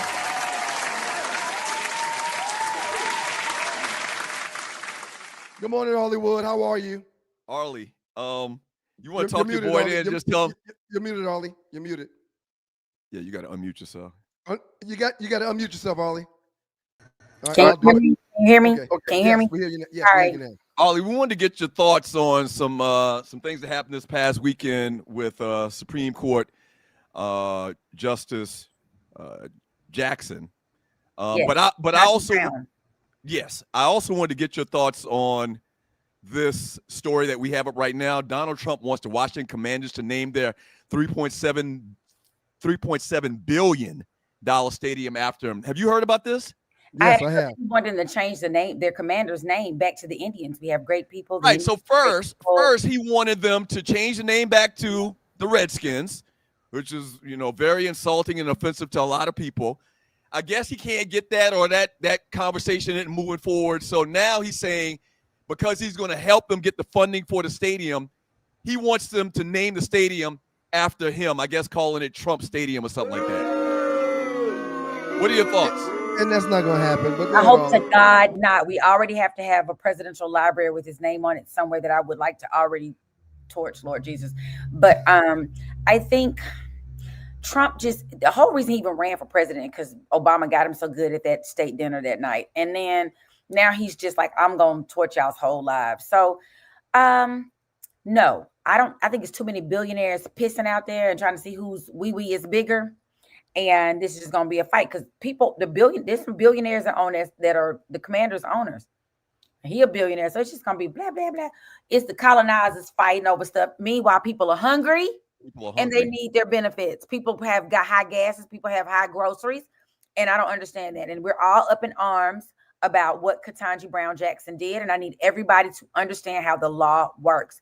So spread out the story with Ketanji Jackson, Supreme Court Justice Ketanji Jackson. What happened? And you need to explain a little bit further because a lot of people are confused. Right. She was just about to do that. On Friday, Ketanji Brown, our Supreme Court Justice, who was the most recent nominated under Biden, he said he was going to nominate a Black woman. He did. It took everything to get her confirmed because these people do not like smart Black women. Anyway, on Friday, she did what's called an administrative stay. It is not a ruling one way or the other. It is basically her saying, don't change anything while the appeals court looks this over. So we have 3 levels of court. You go to trial court, you go to appeal court, you go to the Supreme Court. What simply happened was, okay, so we're all in districts. There are 13 judicial districts. Atlanta's the 11th Circuit Court. That's ours. Unfortunately, the person in charge of ours, the justice in charge of ours is Clarence Thomas. Each justice is assigned one of those circuit courts. Ketanji Brown Jackson is in charge of District Circuit Court number 1, which is where the everything was happening. It's out of Rhode Island. Rhode Island was suing to make the government pay the benefits out of one of the extra pockets of money that is available to them when you're in an emergency situation. Then the government, Donald Trump was like, hell no, we ain't paying for that. We ain't pulling that money from there because that money goes somewhere else. Then they send it to the first district court. So Rhode Island fights. That's the trial court. That's the first level. Went to the middle level. Before the middle level could make a decision, the high court was brought in. The justice went to appeal it before it was even a decision. And so she said, hold on. I want y'all to just wait, pause 1 second. Let the court make their decision. What people have to also realize about this particular district court, the one that Rhode Island is a part of, is several states that are all part of the districts. And when you get to the appeal level, they all have appointees from Biden and one is from Obama. So those courts have typically leaned very liberal. So what she really, in sense, did was send it back to people that are more than likely, based on the law, going to, and we don't have any proof they'll do this because this is not something we had to hear before. Yeah, but their track record is Democrat. They're all Democrats, and they typically lean up. They go with the law. And that's what people don't understand. This is not about feelings. Ketanji went like, I'm like the 42 million people about to go hungry. No, I need y'all to let the court do what they do, what their job is. The government was jumping the gun. So that's all that happened. Gotcha. Great stuff, Arlie. Thank you, Arlie. Thank you, Arlie. Yeah, man. Somebody posted it, and Tree actually posted it, man. I hate Trump so much, man. I don't even know. His words can't even express how much I hate this guy, man. Kip Gordon, this was simply an administrative pause. There has not been a ruling on the merits, which is what Arleywood was just talking about. Absolutely. Appreciate it, Kip. All right, when we get back from the break, man, last 48. The biggest memes in the My Shoes Facebook tag group in the last 48 hours. Your Trumpian ways have a problem with putting the black women like Ella Fitzgerald in the Rock and Roll Hall of Fame? No, but her time has passed, I think. I don't think she's eligible. That's the point I was making. Sir, we don't give a damn about you thinking. I love Ella Fitzgerald. We don't care about you thinking. I don't think she can get into the Rock and Roll Hall of Fame at this point. Chuck Berry just got in. They're about the same age. I don't know, I need to do some research. You know, not only are you not doing your own work, you hating on a black woman that deserves to be in the Rock and Roll. This is Trumpian ways. The people are going to show you. What you're doing right now is Trumpian ways. The people are going to show you. Up next in the Doghouse with your boys, the Two Live Stews, we get into our last 48. I mean, Ella Fitzgerald? 48. When the last time you heard an Ella Fitzgerald song, man? We're getting to our last 48 up next. Even on the oldie station. Seriously, when? Yep. You shouldn't disrespect people that's part of the reason. I mean, she is greatness personified, sir. And here you are slamming her. She deserves better. She deserves better. Y'all vote. Y'all vote. We all have mothers and we all have grandmothers. Some of ours is past like ours on both sides, mom and dad. But Ella deserves to be treated with respect, not shat on like you're doing her right now. If you are somebody who is impacted by the government shutdown that is threatening your SNAP benefits, here is one way that you can get access to free groceries that most people don't even know exist. Hi, my name is Beverly. I am a COO and your Chief Empowerment Officer. And the program is the Emergency Food Assistance Program through the USDA. All 50 states, including DC and Puerto Rico, have TFAP distribution programs happening right now. But most people have never even heard of it. The biggest thing is that this is not charity. This is the USDA redistributing American-grown food that has already been purchased from farmers. Once accepted into this program, you get monthly boxes that include meat, dairy, eggs, fresh produce, canned goods, rice, pasta, juice, peanut butter. It's basically a big box of essentials. And it's completely free if you qualify after application. Here's the thing about qualifying. The income limits are way higher than SNAP. You can make up to 300% of the poverty line. Once you're in, they'll send you these packages monthly, or they will direct you to distribution centers where you can pick them up monthly. And it doesn't compete with SNAP. So even when the government comes back online, whenever that will be, you can still keep the program as long as you meet the income requirements. Go to USDA.gov, or you can just use a search engine to find the Emergency Food Assistance Program. It'll let you click on your state, and it'll tell you the distribution centers that are in your area. It walks you through how to apply so that you can get access to these resources now. And if you know any seniors who are struggling with food costs, definitely share this with them, because a lot of seniors qualify even if they are on Social Security and they don't even know. These programs are hidden in plain sight and funded by your tax dollars. Hopefully this will be a resource that is beneficial to you and will help you get access to the groceries you need. Praise the Lord. Hallelujah. Shouts out to that information that's being shared on the Two Live Stews experience. Hey, this is your boys, Doug and Ryan Stewart. Shouts out to WGPR, Hot 107.5 FM HD2. Sir, whoever put that in the bank, can y'all email that to me so I can post it on social media? People need to know that. Mm-hmm. Absolutely. Yep. People need to know that. Welcome back to the show. You're watching the Two Live Stews experience. Thank you so much for joining your boys. Tree is back there screaming and spitting on the screen. I have no idea what she's saying, but whoever put that in the bank, please send that to me so I can share it with the people. The producer, fool. The producer put it there because we are for the people. Absolutely. And you got to quit bullying this old man over here. He's not bullying me. Trust me, Tree. He ain't bullying me. Real quick. I'm used to this shit. I'm used to this for like, how old are you? 53 years. What I just said was, I don't know why Tree popped in, but let me just say this. Whoever put it in there, send it to me so I can post it on social media so more people can see and hear. Yeah, I wanted Tree to come in to give her commentary on that if she had any. Did you have any? Okay. She ain't got nothing worth hearing to say. She ain't got nothing worth it. Hey, thank you so much for joining your boys. Happy Monday to you. Do us a favor. Pass the word, all right? Hit the share button, share the show, but tell people. There's a lot of people you probably know that don't even know we're back. We've been back now over a year and a half, going on 2 years. So pass the word. The Two Live Stews are back Monday and Thursday mornings live at 7 a.m., but you can go back and listen to the replay anytime you want, all right? Here's how you do that. 2 Live Stews, YouTube.com. 2 Live Stews, YouTube.com.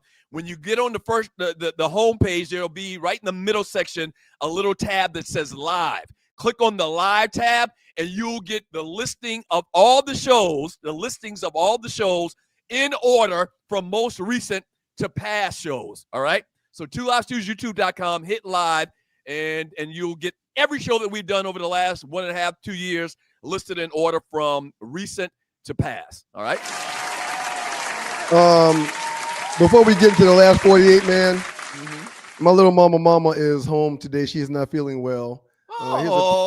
Here's a picture of us this past weekend. We went to Lawrenceville for a soccer tournament. It was damp. It was wet out there. And apparently mama's not feeling well. So she's home. And I'm going to check on her to make sure that she's okay. You okay, mama? You want to come and say hi? All right. Oh, Morgie. Okay. She's going to be okay. Oh, Morgie. You're going to be okay, baby. Yeah, you're going to be okay. She's fine. Yeah, you're going to be okay, baby. I got a hot toddy I'm going to make for you in a little while. Okay. You know what, man? That's big, man. That's respect.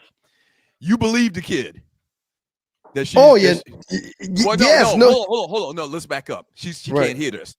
You don't believe she's sick.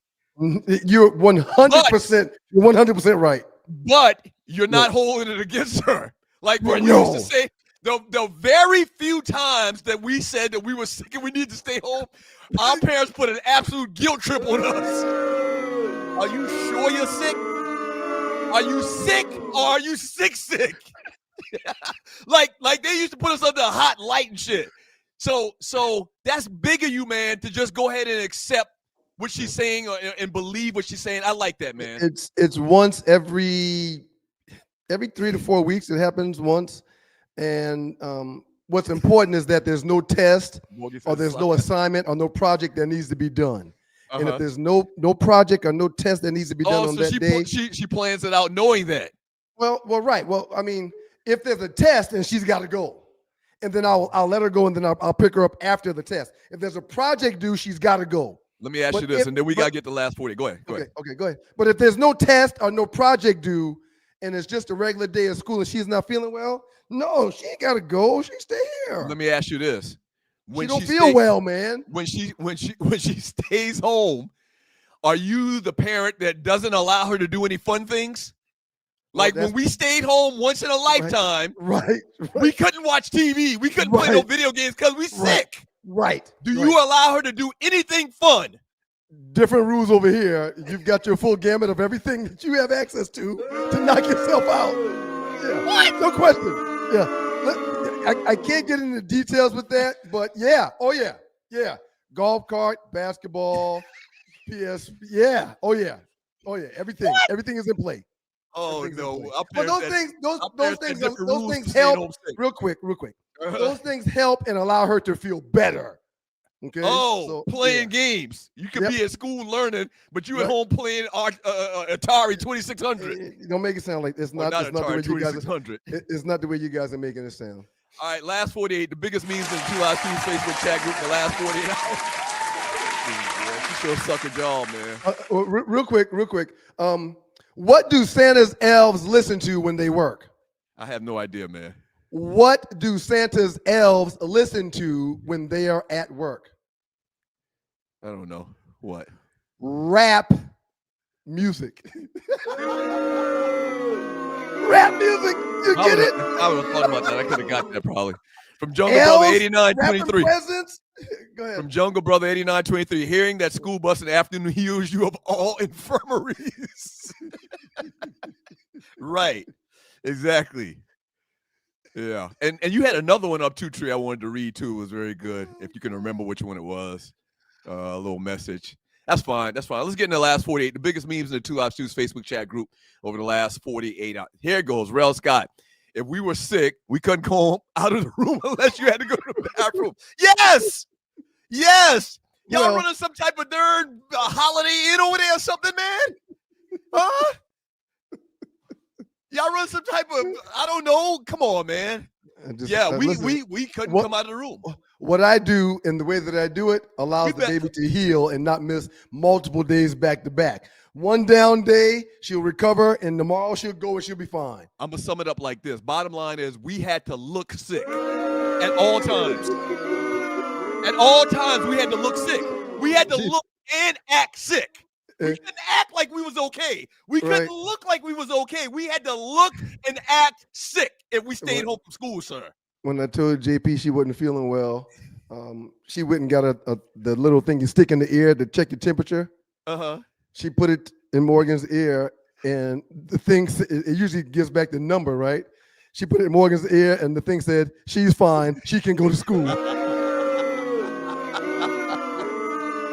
I said, no, I don't think so. She needs a day. She needs some downtime. And I'm going to reassess her after the show, and I'll maybe get her dressed and make it. But the way she's wait a minute. This thermometer says this child is absolutely fine. She can go to school. Why you letting her stay home? Right. Yeah. All right. Well, let's go with these last 48. Come on. All right.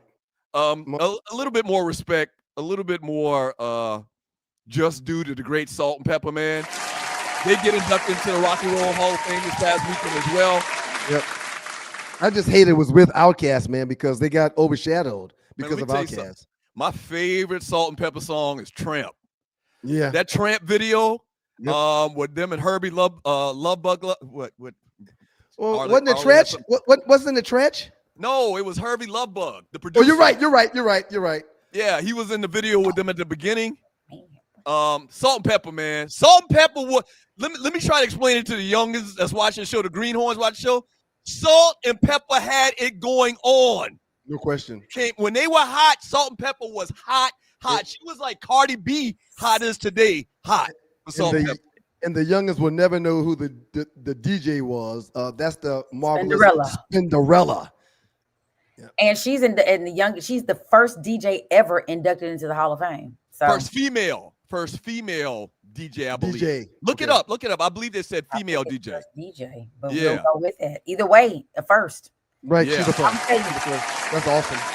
My favorite was, I'll take your man whenever I feel like it. It's not a bet or a bet. It's the promise from me to you and your sex life too. If you get another brother, I'll take him too. Thank you, my damn.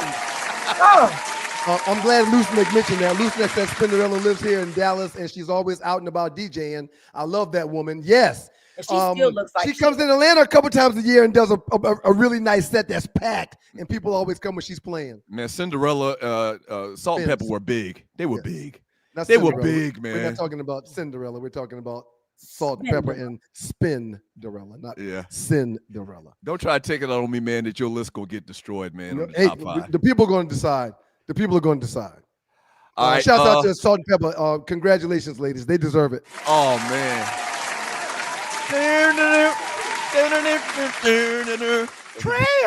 Good album, man. All right, next one, Tree. And you're watching the Two Live Stews experience. So another observation. This is all Rock and Roll Hall of Fame talk today. Outcast is Andre 3000, Big Boy reunited on the red carpet ahead of their induction to the Rock and Roll Hall of Fame. I had a question, man. You notice anything interesting about Three Stacks' wardrobe on the event? He is an eccentric dresser all the time, sir. Okay. Yeah. So nothing more. You don't read anything more into this? Nothing surprises me at all when he puts on his fit for wherever he's going to be out at. Yeah, he spiked shoulder pads, skull and crossbone face, a mask. But look what he has on right now. Nothing jumps out at you, and you're watching the Two Live Stews experience. It's the jersey. There's the jersey he's got on. Okay. And what do you think is trying to be implied here by the jersey? Is there something about? Or maybe I'm just going too far into it. Huh? Something about the great James Brown, Jim Brown. Why? What? Those are the Buffalo Bills colors, and that's 32. That's the juice. That is juice. You think he's taking some type of subliminal shot at society? That's Buffalo Bills colors with OJ's number. That is. And he got the red hat on to the Buffalo Bills color scheme. Sir, that went over my head. And maybe it's nothing, but I think it's something. This guy is not a nothing guy. This guy does a lot of things with purpose. There's some symbolism in there for sure. It wasn't by happenstance that he put that Buffalo Bills colored jersey on. I agree 100%. Yeah, what do y'all think about that? I'll be like George Wallace. I think deeply. I love how Big Boy wears a fur no matter what time of year it is, whenever he's going to be seen in public. He has on a big fur. Where was this held at, Arlie? It's in California, I think. Okay, definitely someplace. Cali. I think it was Cali, so he hot. Well, it was not only that, but even when he performs at the Georgia Dome for a halftime game or a post-game set, or at State Farm Arena for a set at the Hawks game, he gonna have on a fur, sir. He always does that. Okay, yeah. I mean, he came like it was an award ceremony, and Three Stack came in support of legendary tailback for the Buffalo Bills, O.J. Simpson. Maybe we can find out exactly why Three Stacks did it. I'll do a little deeper dive after the show. Yeah. Okay. All right. Next one, Tree. Shouts out to Andre 3000 and Big Thank y'all for joining your boys. Big Boy had no problem rocking that set without Andre either. Go ahead, sir. I'm listening. Just because every once in a while we need to mix in something. Michael Jordan. Over his entire basketball career, Michael Jordan played for 11 championships. He never lost. NCAA championship, 1-0. Olympic gold medals, 2-0. FIBA gold medals, 2-0. And 6-0 in NBA championships. It's why he's my GOAT. He wins the big game. There's no question about if he's going to come to play. If it's a big game when there's things on the line like championships and rings, he's going to win and he's going to play well. He's going to dominate. He's my GOAT. And this kind of takes us into the conversation. I forgot to send Tree the actual meme, but I posted a meme this weekend now about this LeBron James thing. And everybody understood what I was trying to say. It was talking about this Lakers situation problem we got, that the Lakers are playing great basketball. Even though the Hawks beat them this weekend, pull us down, Tree. Even though the Hawks beat them this weekend, I think the Lakers are 7-3, maybe 8-2 right now, playing great basketball. And the Laker Nation is kind of putting out there that when LeBron comes back, that he's going to have to come off the bench. Now, I'm not saying that. But if you see what Luka been doing and Austin Reeves and all these guys, man, they've been playing great basketball. And the streets are saying, not me. I'm not saying it. I'm not saying it. That when LeBron comes back from this injury, he might be better served to come off the bench. I'm not saying that. They're saying it. Right. 7-3 in their last 10 games. They're 7-3 overall. 1 game losing streak because they won like 5 or 6 straight prior to taking this loss to the Hawks on last night. Now, 5 or 6 wins against the Hawks, you're saying? No, I'm saying that they lost versus the Hawks. Oh, okay, gotcha. Which is why they are on a 1-game losing streak, because prior to that, they won like 5 straight or 6 straight. Gotcha. Okay, the basketball's been phenomenal. Sir, let me say this. These cats been averaging like 30. Austin Reeves and Luka like averaging 30 a night. It is an amazing problem to have. You're 7-3 without LeBron James, who's out with a sciatic nerve situation. Your team is playing fine. And when you get LeBron back in another 3 to 4 weeks, allegedly, you're going to want him to come off the bench. Why not?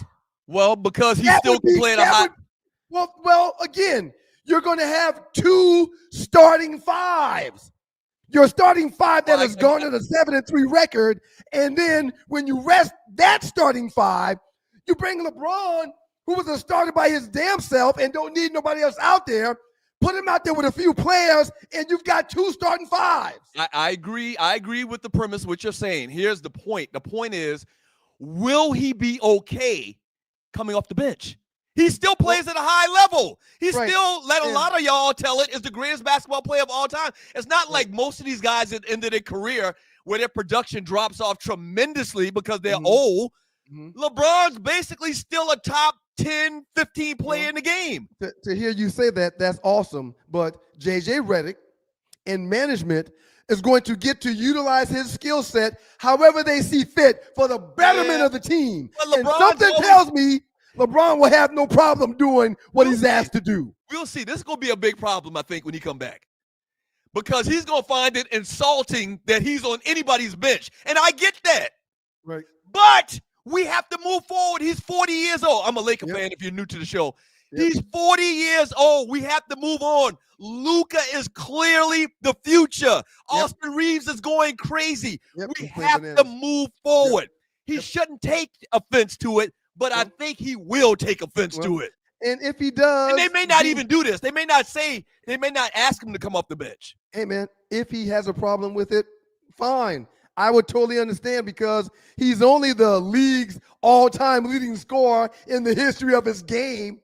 So if he sees it as demeaning and doesn't want to do it, I would totally understand. I don't think you'll have a problem. We might have to look for a trade for this guy, man. Well, I'm positive there's a no trade clause in his contract. He's LeBron James. Well, he'll be able to decide if he can cancel it, or he can veto it or whatever and get traded. He can do that. I'm willing to bet that 2/3 of the league would be willing to have him and Bronny come on over to their team. Yes, everybody wins. Everybody wins. He can get traded to a contender. The Lakers can get some draft picks or some whatever compensation. Marcus Messiah, real quick. Doug is not saying that Austin Reeves is better than LeBron James. I never said that. That's not what he's saying. Never said that. No, that's not what he's saying. Doug just mentioned that LeBron's probably still a top 10 player in this league. Yeah. There's no question. He's probably even better than top 10. But we'll see what happens. If these cats keep winning at this clip they're winning at right now, it's going to be a problem when you come back, man. We got a 2-minute trespass coming up. Shouts out to the good folks at WGPR, Hot 107.5 HD2 FM in Detroit. The Sports Rap Network in the building. Thank y'all for being here in Detroit. If you want to hear the remainder of the show after we get done at the 12 o'clock hour for y'all, log on to YouTube, go to the Sports Rap Network app, pull it up, and enjoy the rest of it. We appreciate y'all, Detroit. See y'all on Thursday. Yeah, see y'all on Thursday. When we get back, we'll finish up with the last 48, and we'll start getting into all of the chat. Thank y'all for joining your boys. My daughter's coughing, man. I'll be right back. My daughter's coughing. I'll be right back. She coughing. Right. Don't go away. Two Live Stews Experience. I'm coming, Mama. 1 second, baby. I'm coming. What up, good folks? It's your boys, the Two Live Stews. Doug Stewart, Ryan Stewart, the makeup of those two. For the record, Eric B. and Rakim is still my favorite rap group, and several people have texted me saying, why'd you leave them off? And one of the reasons is simple. I don't think they have the body of work that is the Hall of Fame worthy. They changed hip-hop. Hold on real quick. They changed hip-hop. They changed hip-hop from a beat. I was the one that was talking.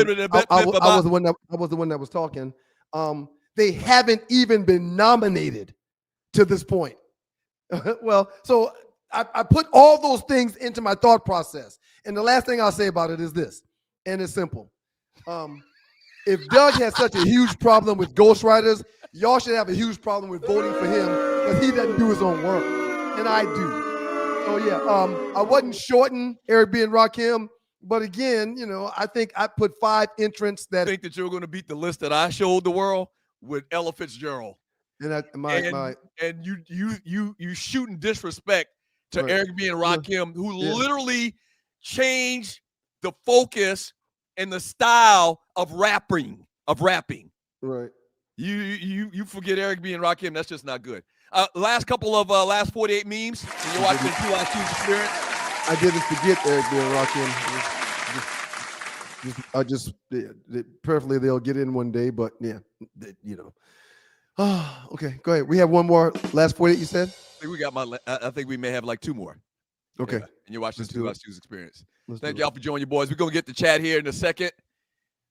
Super chatters, if you'd like to donate to the show, look to the bottom of the chat to the right. There's a dollar symbol. Click on that and donate $1, $5, whatever you can and whatever you feel is in your heart. And if you're watching a replay, same thing. Look to the bottom of the chat. Click on the heart symbol this time and, donate as well after the show is complete.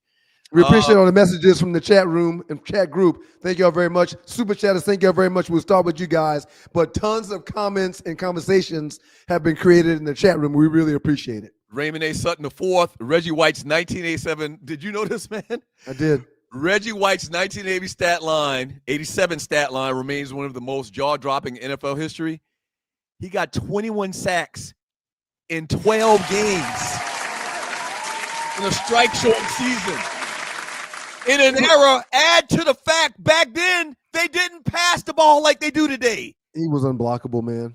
21 sacks in 12 games in an era where they ran the ball more than they do today and passing the ball. Reggie White was unstoppable. He was unblockable, sir. He was a freaking monster. He had the bull rush technique.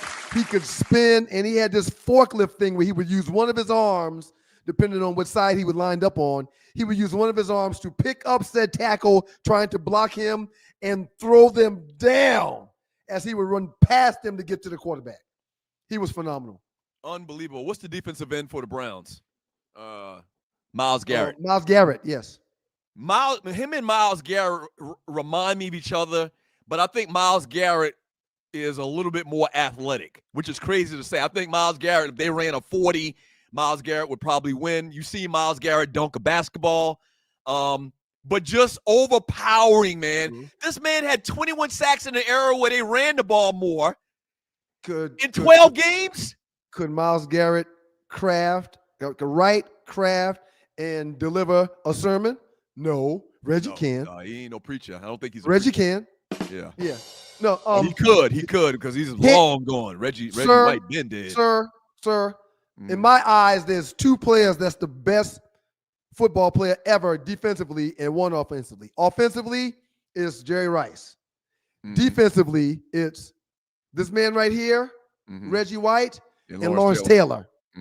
Yeah, so unbelievable what this guy did on the football sacks field. in 12 games? That doesn't even seem possible. It's ridiculous, man. Yeah, rest in peace to the great Reggie White, man. Golly, and he gone. And he gone. Man, been gone. Reggie White been gone 25 years. A long time, man. We'll look it up A real long quick. time. Last wintry, and you're watching the Two Live Studios Experience. Speaking of rest in peace, rest in peace to the great Lenny Wilkins. Oh, this is a bonus one. Yeah, we were supposed to talk with this earlier. Oh, you said you were going to do it at the start of the show, but we know that you. It's all good. It's all good. It's the perfect time to do it. Yep, it is. The great Lenny Wilkins passed away, man. I believe on yesterday. 88 years old. 88 years old, known as the godfather of Seattle basketball. Played for 15 seasons and his 1,332 wins as head coach, ranked third all time. Lenny Wilkins was the coach of the Seattle Supersonics when they won that championship back in the, I'm going to say, late 70s. Yeah. When Dennis Johnson was on that team, I was a very young boy, 8 or 9 years old. Was Kemp? No, that was before Sean Kemp. Sean Kemp wasn't on the team. No, it was before Sean Kemp. This is what's the big white boy that they had in the middle? They had a big white boy in the middle, and Dennis Johnson played for them as well. Downtown Freddie Brown. I can't remember the big white boy name. Somebody will tell us in the chat. But rest in peace to the great Lenny Wilkins, man. Atlanta Hawks coach for a long time. Just a basketball guy, period. Brooklyn, New York guy, too. I know a lot of New Yorkers that have nothing but love for the great Lenny Wilkins. Real quick, Morgan just went outside, and she is out there coughing really, really loud, but I don't think the coughs are real. You think the coughs are staged? I think the coughs are staged. And she's saying that she feels like she's got mucus in her ear, and it's bad. So she just add on now at this point. She overheard some of the conversation, and she's really milking the system right now. But let's get back to the show. Rest in peace, Lenny Wilkins. Rest in peace, Lenny Wilkins. Yeah, great coach, former Hawk, godfather of basketball. Some people would say godfather of basketball. Rest in peace. And last one, DJ Chan presents Chris Brown versus Michael Jackson. There goes all of the stats, man. I can't believe that people are actually talking about Chris Brown in the same conversation with Michael Jackson. See, what's your beef with Chris Brown? No beef with him. No beef with him, but Michael Jackson is a freaking alien. Michael Jackson is not in anybody else's category. So I agree, but so is Breezy.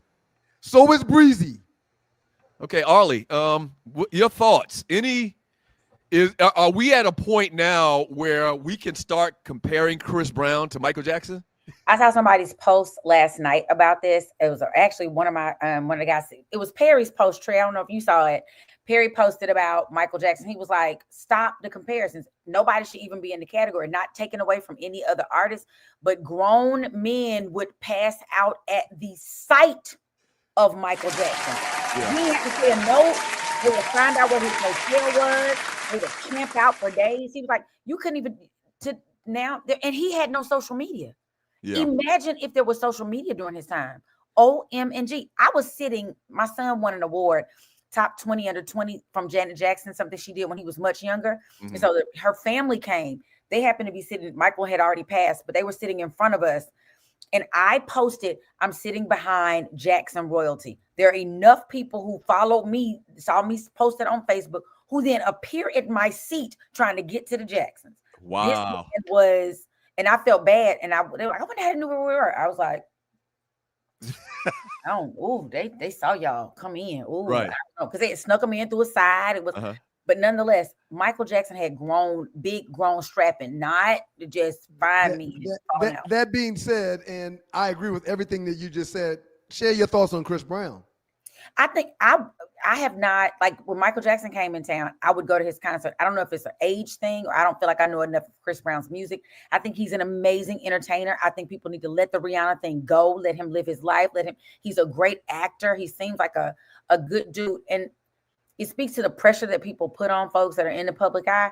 But I think he's an amazing person. I just don't think there's going to ever be and y'all know how much I love Prince. There's not going to be a Michael Jackson ever again. Like Beyonce is probably, to me, the closest thing we're going to get to that kind of fandom. Let me say this. Chris Brown still seems like a person, a real live person doing music. Yeah.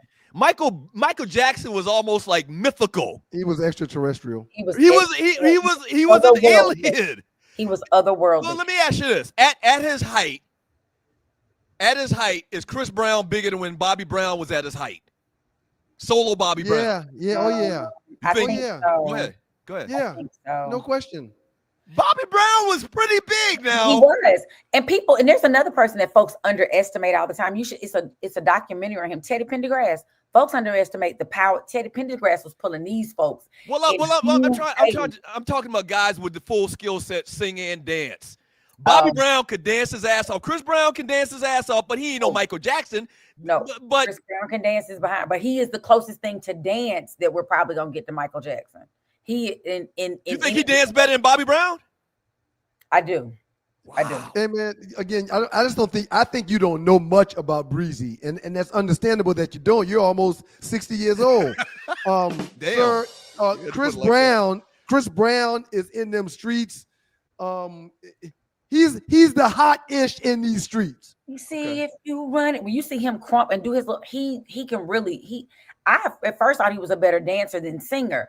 Then he kills his little singing, and then he does the acting, which I liked him in this Christmas and the movies that he's done. I think, but there is no comparison. There's no comparison to MJ. You just can't. It's like, why? Yeah. Thank you, Ollie. We appreciate you, Arleywood. I think we tend to forget about how Bobby Brown had a good 4 or 5 year run where he was killing it. And I don't care what nobody say, dance-wise, Bobby Brown was a phenomenal dancer. I mean, his solo album he came out with, man, I just think that we kind of forgetting a little bit about Bobby. No, we know who Bobby is, and it's all good. We're not hating on Bobby, but yeah, when it comes to Chris Brown and his celebrity versus Bobby and his celebrity, it's a different ball game. I got to be an ON. We got one more. Was that it, Tree? That was it. All right, let's get into some chat messages with the Two Live Stews. Let's bring her in. Tree. Bless your heart, Douglas. How's things going in Botswana?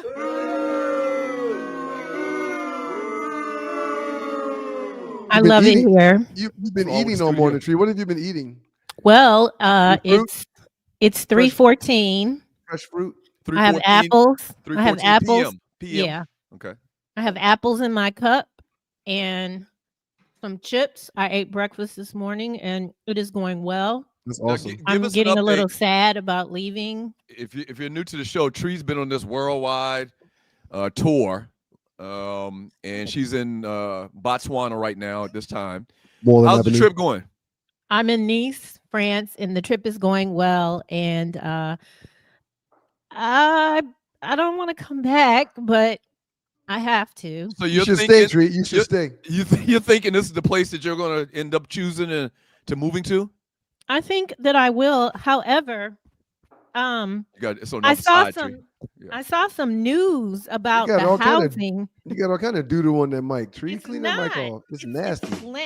I saw some news about the housing industry this weekend. I don't really want to buy a house. I'm a little concerned and afraid, and I rent. But I did see some news. I'm concerned because they put me through a lot of hell because I'm self-employed. My ex-husband was self-employed, so I know how all those documents and things and my taxes look like they should look as a business owner. But I saw where they're making some changes. So I'm now talking about in America. Yes. Okay. So I'm now, and I think things are going down. You're on the run from the government is what you're telling us. I just think that I might need to look into another way, which might be like living abroad for 3 months. Come back. Before you go any further, Tree, renting versus owning. Check this out. I was looking at this weekend. I'm trying to be. You just happen to have that up with my life, and mortgage versus renting for $1,500, owning $1,300. But the positives for renting is everything else. Less insurance, less property tax, utilities cheaper, landscaping you don't cover, repairs and maintenance you don't cover. But when it comes to owning, you pay for. So yeah, it's a benefit to own. And yeah, you can get equity out of your home, but Right. at the end of the day, if you're renting, you're saving money versus owning. Well, I want to there's- thank you, Ryan. I expected you to shame me for that because a lot of people shame No. people who rent, and I get sick of it. But I have So- had a home, and I understand when water There's heaters a bunch break of hidden costs. and There's air a bunch of hidden conditioners. costs. Now, listen. So, I did a study on this maybe 25 years ago when I was in the mortgage business. Okay. You save a ton of money when you rent as compared to buying, and you just showed it on that little meme that Ryan just put up. All of the secondary things that you have to maintain and upkeep with a house. But the difference is when you sell that house, your equity, you're going to come away with a big check. The idea is for that apartment or whatever you're renting, the difference, the money that you save in renting, you should be putting into some type of investment. Which I have talked to you about and taken your advice. Yeah. Which is how I can travel. I stay in Airbnbs. I'm going to get a longer term. I don't know, but I'm having a good time. I'm enjoying myself. I get to hear my voice and listen to the God in me, give me more guidance on how to deal with your brother, how to be kinder and gentler. Right. All that. So anyway, Douglas, let's do some housekeeping because you got some more stories. Be careful.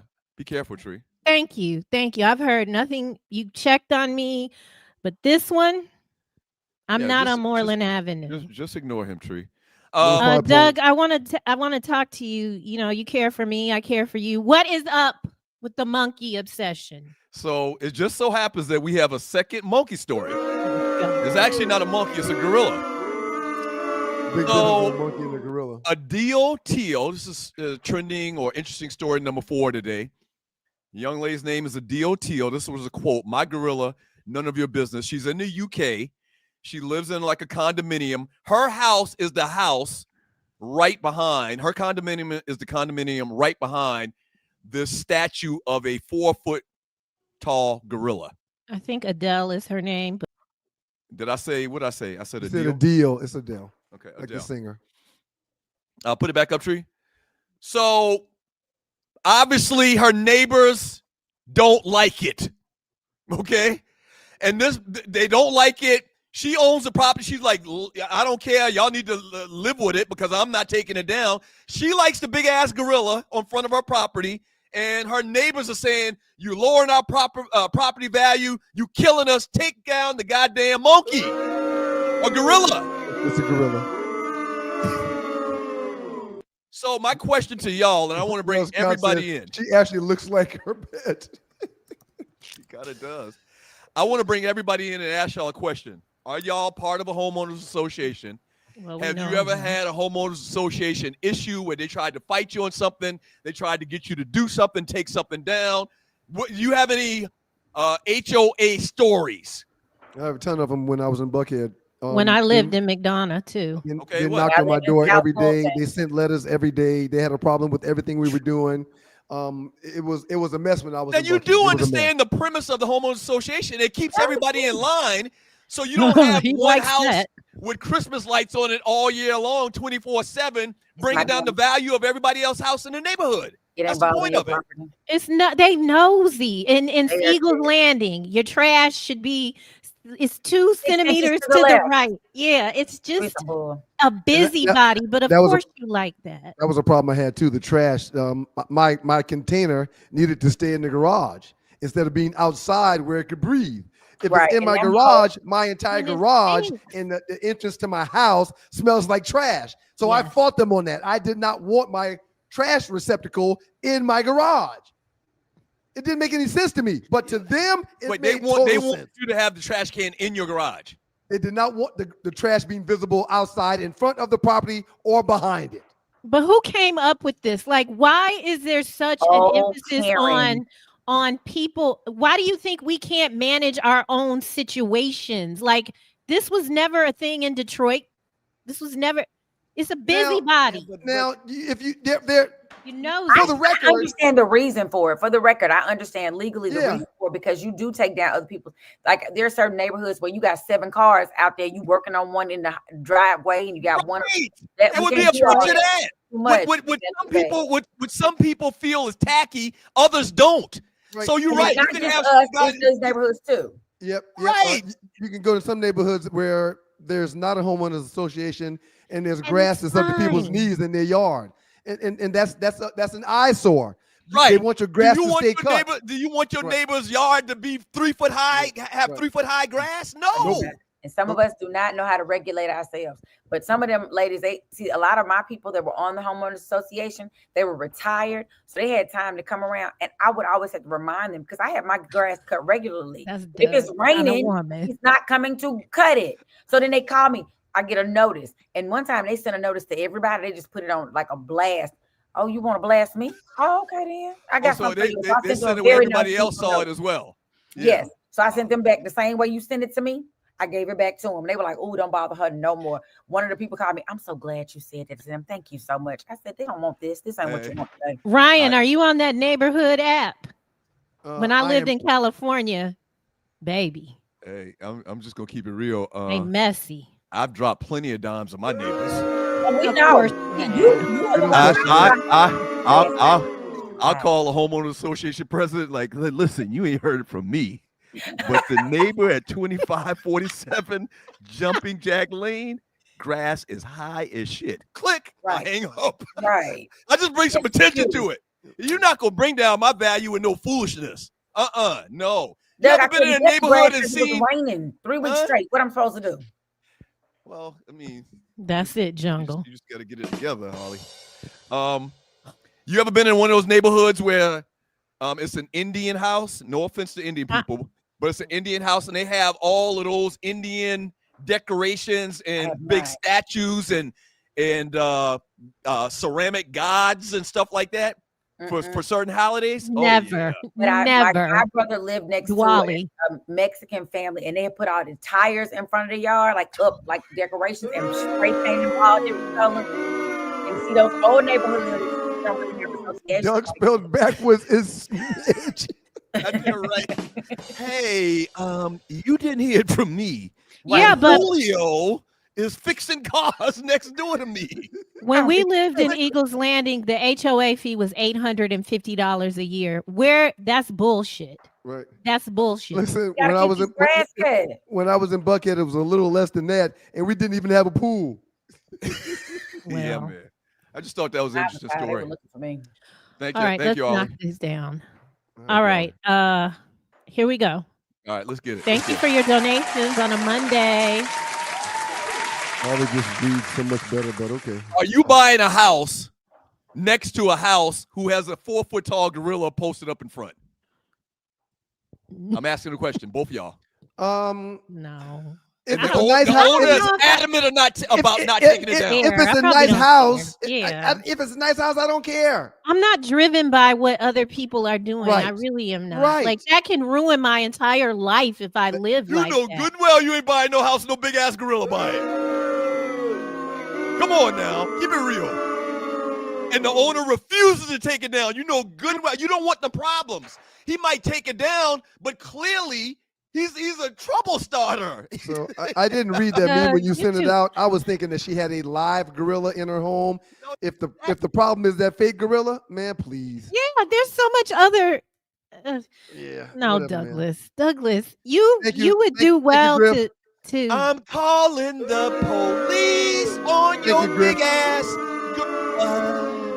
From Griff, thank you for your donation. What's happening, family? Just dropping an offering. Enjoy the week. By the way, Doug, it looks like South Carolina State has a real opportunity to get back to the Celebration Bowl. I already got my ticket.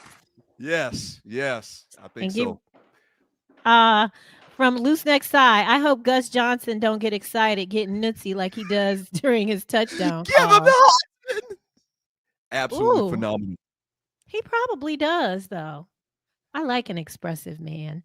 From Osiris. Shouts out to you, Osiris. Rubra. Thank you so much. Some whites live in zero-sum world. Our win feels like they're lost. They measure success. This is about the barrel. They measure success by how bad we're doing. Convince the poorest white man he's above the richest black man, and you can control him. Yeah, we had a discussion in the Two Live Suits Facebook chat group the other day about how Thank you. Donald Trump clearly is for the rich, but all the poor MAGA still supports him. I got into it on social media last week with someone that's poor MAGA, and they were talking about them and they who received these SNAP benefits, and I politely jumped in and said, "Hey, man, can you please?" And it was a former friend of mine, former associate. Right. I've since blocked him and deleted him. I said, "But can you please let me know who them and they are? Right. Your post, you need to identify who you're talking about." And the reason why I'm asking you this is because I bet you'd be surprised if you looked at the statistics and the numbers that realize that it's your people that's really getting these SNAP benefits more so than mine. They share nothing in common with Donald Trump, who, since he's been back in office again, for them. has made $3 billion off of this Bitcoin shit. Yep. But what he's banking on is that they're very uneducated and all they don't know enough to understand that he's not their friend. That's true to a large extent. That's true. Yep. It got to be. Something's got to be wrong upstairs. If you think that Donald Trump has your best interests at heart, if you're poor, you think Donald Trump give a shit about you? But they really do, Doug. Have you ever talked to one? They do. They believe in him. Yeah. From Frederick Anderson. Thank you so much. Blessings to the Stews, Arlie and Tree. Thank Osiris, you. Appreciate the donation too, bro. Thank you, bro. Thank you, Frederick. LoopNet. I respect what Three Stack says, but we as fans know he's better than any of these new mumble rappers out. Well, but he has evolved and or elevated to some place where he does not want to do that anymore. And it's okay. It's fine. Well, it's for definitely him fine. not to have to rap. Yeah. It's okay. But what's wrong? No one said anything was wrong. No, Why he's is saying it's wrong. He's saying it's wrong. He is not. Where did he say it was He's wrong? saying he doesn't want to do those songs because he's moved past that. He's elevated past that old music. So I don't want to. So if somebody says I don't want to hoe no more because I've moved past it, then It's a they're problem. wrong. You got to keep holding. You got to keep hoeing, girl. What you talking? My point is, why can't he just do the classics? Because he don't want to. See, you have a problem with people choosing themselves. Right. This is the kind of people I'm not around no more. I mean, why can't you just follow the rundown that we've done for a year and a half? In the last 2 weeks, you want to change the way we do the rundown. You get to want to change that. That's fine. Hold on. Y'all are making it sound like, or he made it sound like in the statement that doing that type of music is beneath him, or that he's not. Because you're the rap, projecting. Hold on, You're saying that. Hold on, because the rap community does and says these types of things. That he doesn't want, he don't think that he fits in that category again. There's nothing wrong with him doing his old songs that we love. Unless he doesn't want to. Unless he doesn't want to. Right. Unless he don't want to. Why do you get to tell him what to do with his life? What he should or shouldn't do? Here's the bottom line to that. And you're watching the Two Live Shoes Experience. The bottom line is you don't get to control anyone but yourself. Let me sum it up with this. I hate when I hear people say, "You too old to be a rapper." I hate that because that's their art. Nobody tells any other art form that they get a certain age, they shouldn't do their art anymore. That's ridiculous. But the man is a rapper. The man is an MC. Doug, there's going to come a day when you're not going to want to be yelling on a microphone. But that doesn't mean I couldn't still do it if I wanted to. He could. Exactly, Doug. You just said it. He could. If he wanted to, he could. He's choosing not to, and that's perfectly fine. Well, we got to move on, but I just hate when I hear people. You're putting your wants and needs on him. He ain't got nothing to do with that. That's to put a bow on it, I guess essentially, I don't like when I hear people say rappers past this age shouldn't be rapping anymore. But that's not what we. Because no other art form says that or does that. That's my only problem. Right. Okay? You can maybe hate you're that. right about he can do whatever he wants. But he's doing it because of the reason I just mentioned. He said it himself that he doesn't feel like, or he feels like that he's too old to rap those songs. If it makes sense to him, that's the only person that needs to make sense to, Dougie. I'm sorry. You just don't get to you don't get to be the puppet master of other people. This is good right here. Remember? This is the same debate I'm guessing you and Ryan had about bringing back the 2 Live Stews. Yeah, I refused for a couple of years. I refused. And I just said, nah, y'all go ahead. So, but go ahead. We're doing it now. You came to your senses or whatever. Right. Should we not be doing? Are we too old to do sports and guy talk radio? Two different conversations. It's not. It's the exact same thing. This is our art form. This is our art form. People right now are probably saying we're too old to be doing sports talk. Hey, Doug, there was a decade. There was a decade where I didn't want to do it, and I didn't. That's true. Now there's an era where I want to do it, so I'm doing it. I get to do that. He gets to decide. Even when you were like, hey, man, you should be doing so-and-so, we should be. I'm like, nah, man, I'm good.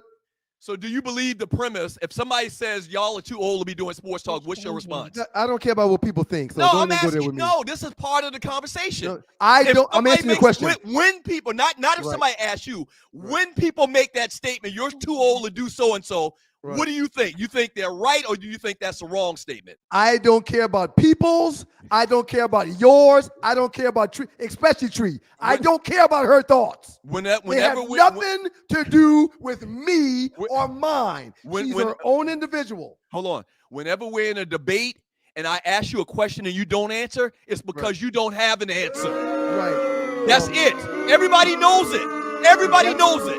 Just understand, everybody knows it. Whenever I ask you a question and you don't answer it, or you answer another question, it's because you don't have an answer. But Doug, that's not how this started. This started with you being upset or you being disappointed because you want to hear something that somebody don't want to do. And then you flipped it into people doing ageism, and they're two different subjects. No, they're not. It's the very same conversation. It doesn't matter. Let's move on. Stop it.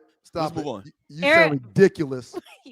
A little bit. Go ahead. Douglas. Because I want him to do it. He should be doing it. That's not what I said. That's a lie. Yes, it is. That's exactly what you're saying. That's an absolute lie. Go ahead with Earl McDowell, Tree. From Earl McDowell, Erykah Badu don't date. She initiates. One stare in her green eyes is a software update to your soul. Look in her eyes and your whole outfit turns into crochet. Yeah, I appreciate the $10 McDowell. Thank you, Earl McDowell. Ask Dre, 3000, and Common. Common ain't bounced back yet. He ain't been the same. He's bouncing around. He's bouncing around, but he ain't been the same though. Thank you, Earl McDowell. From Osiris. Hip hop's been the most successful genre for decades now. So how do we still not have an official hip hop Hall of Fame? I agree. I think the closest thing is the BET Awards. Which and the point, I think it's gone now. I think part of his point is, why are we celebrating? Why do we give why are we waiting to get into the Rock and Roll Hall of Fame? Right. Yeah. Right. We shouldn't wait to be celebrated by them. I get it. Agreed. Thank you, Osiris. From Till Dog 12, Doug will snitch out his niece for playing hooky.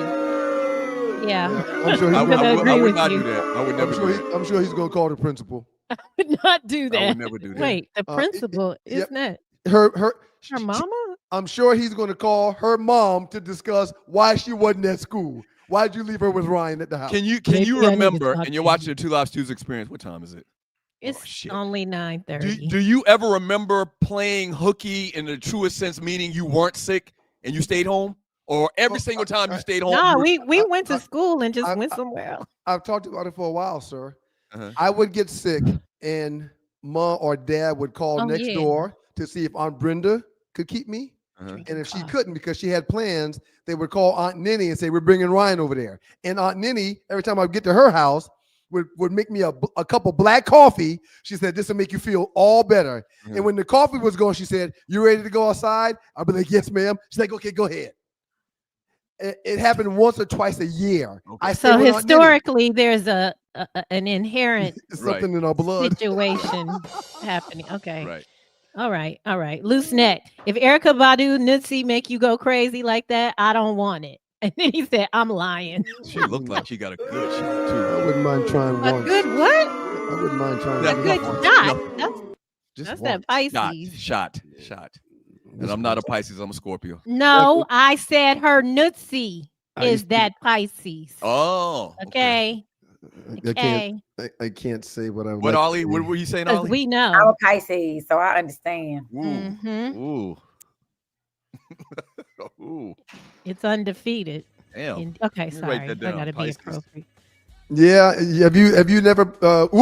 Turn that up, Tree. Turn that up, brother man. We appreciate you, player. Wow. You guys got unlimited resources. I appreciate you, brother man. So do you. Way to share the What wealth. up, Doug, Ryan, Arley, and Tree? Happy Monday. Have a wonderful week. And Thank you, brother man. And we are. I appreciate you, brother man. It's already happened. Thank you so much. This is a super Outcast day. That's Brother Man's theme music. Is I used to be Outcast. I used to be the president. Now that my daughter's out of the room. Of I used the to be the Pisces? president of the Hit It and Quit It club, but that really happens when you experience the Pisces. It tend to stick around for a little while, a long while. Wait, who's sticking around? You or the Pisces? Well, the Pisces tend to make you stick around. You don't be wanting to go nowhere after you JP a Pisces? Playing those flowers. No, she is not. She is not. Okay. Just stop it. All right. From Loose Neck Side. Brother man, thank you, brother man. Yes, brother man. We Thank you, brother man. appreciate you. From Loose Neck Side, LeBron and Bronny remind me of Sheriff Buford T. Justice and his son Junior on Smokey and the Bandit. That's funny. Ryan probably don't remember that movie. That movie's I do 50 remember years Smokey old. and the Bandit. Well, I remember the TV show, not the movie.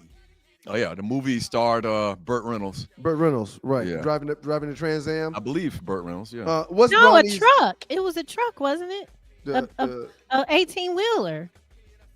Oh well, Smokey and the Bandit. Oh. There was the a car truck. came out of the right. Okay, I remember. and also, Yeah, it was Burt. what is LeBron's youngest son's name? What's Nobody LeBron's youngest son name, Doug? Bronny. Okay, check your mic and hit your mic. His youngest son's name is Check your mic. Bryce. Is Bryce? Is Bryce. it Bryce? Okay, Yeah, right. Bryce. He's in Arizona now and he's not playing. I think he's going to get redshirted, and everybody's giving him a hard time. Like, why is this coach not playing? And why is this coach not playing him? No, evidently he's played, and there's several reports that he's. This is the way these people put it. I didn't put it this way.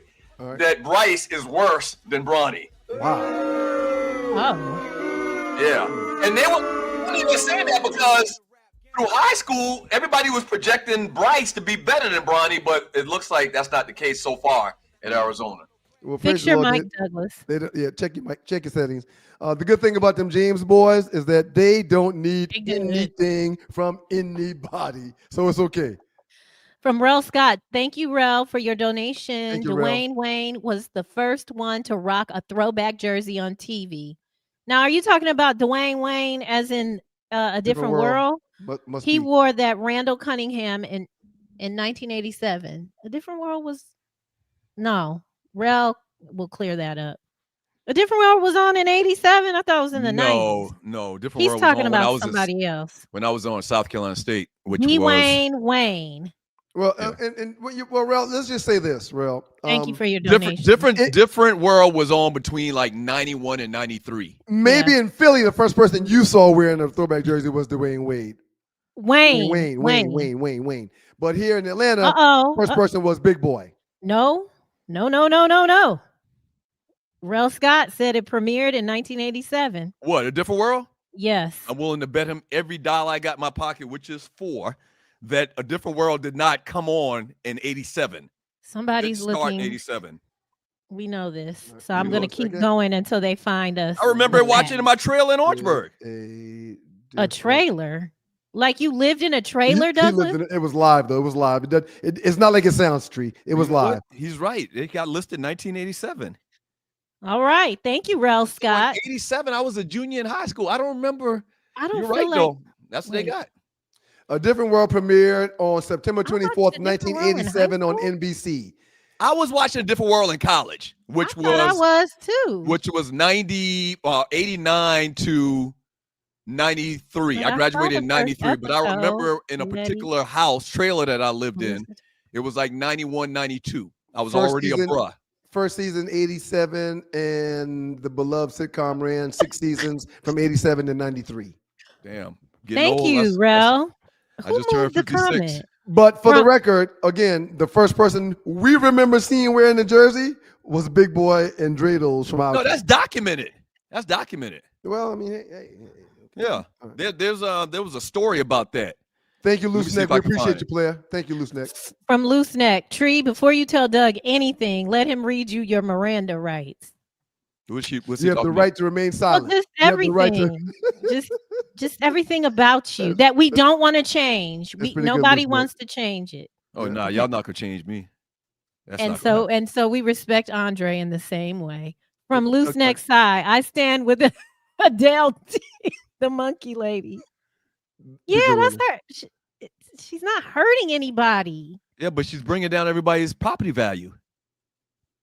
In London, they don't operate like that in Europe. They don't operate the ways that we think of over here is just not the same. You don't even need credit over here. I have an appointment with the realtor about longer term property.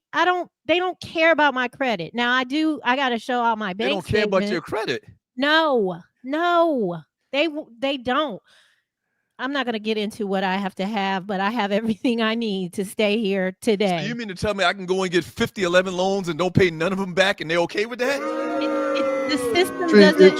Tree, ignore him. Let's move on, please. Doug, you do know credit was put in place to keep you out of home ownership, right? You're aware of that. Osiris, come on in the room. Flex Imaging Training. We appreciate you, Flex Imaging Training. Arley dropped some needed knowledge today. Thanks. Always good entertainment. Here's the deal. So it's widely reported that the hip-hop duo Outcast were among the first major artists to popularize the wearing of Mitchell and Ness throwback jerseys in the late 90s and early 2000s. Specifically, they're credited with wearing various authentic Mitchell and Ness throwbacks in music videos in their Quimini album around 1999, which significantly helped to build momentum for the throwback jersey trend in hip-hop culture. Yeah, Outcast used to wear them on their videos. They're the first people of note. All right, try reading Flex Imaging's training message one more time, Tree. Arley dropped some needed knowledge today. Thanks. Always good entertainment segment. Yes, and I'm so thankful and grateful that she was also able to come in here and clear up that other bullshit about the SNAP benefits. Yeah. We have beautiful, wonderful assets in this space. From Osiris. HOAs, thank you, Osiris. Keep neighborhoods uniform and protect home values. They cover shared upkeep and curb appeal so no one house doesn't drop everyone's comps. Yeah. It's about preserving value. Yeah, I mean, I've said that 50 times. Y'all it's understand that, right? It's also ridiculous on certain fronts for some of the things they ask you to do and not to do. Some of the people in power don't need to be in power. It is what I feel. Is what I've experienced. You do understand that it's going to take a lot longer. Bitches. It's going to take a lot longer for you to sell your property, okay? Thus costing you money because time is money, right? And also you're going to get a lot less if your next door neighbor has a statue of a 4-foot-tall gorilla on their window. You do understand that, right? That's all. It's no offense to homeowners associations. I get it. You feel like it's some extra bill for you. I get it. But goddamn it, you're going to be happy your homeowners association didn't let them put a 4-foot monkey in front of your house or your area when you're trying to sell. But I'm not happy with them insisting that my garbage has to be in my garage, which will filter into my home.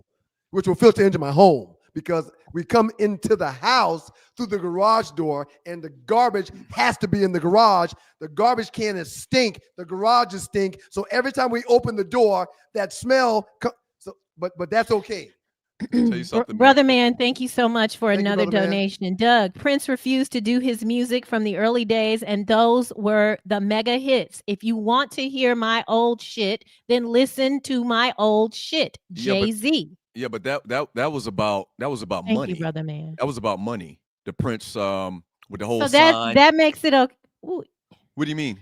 You have a judgment. No, but he's saying refused to do his music in the early days. Those were the mega hits. He's trying to infer that that's kind of the same reasons that 3 Stacks is not doing his music. He's not. He's showing you. I don't know if I can't speak for Brother Man, but it reads to me like he's showing you how others made decisions on their own not to also perform. But I don't think he's saying, well, they did it because of this, so it's right. My buddy I played golf with last week was slamming Jay-Z because he don't have no new music. I said, man, the dude's a billionaire that's doing other things.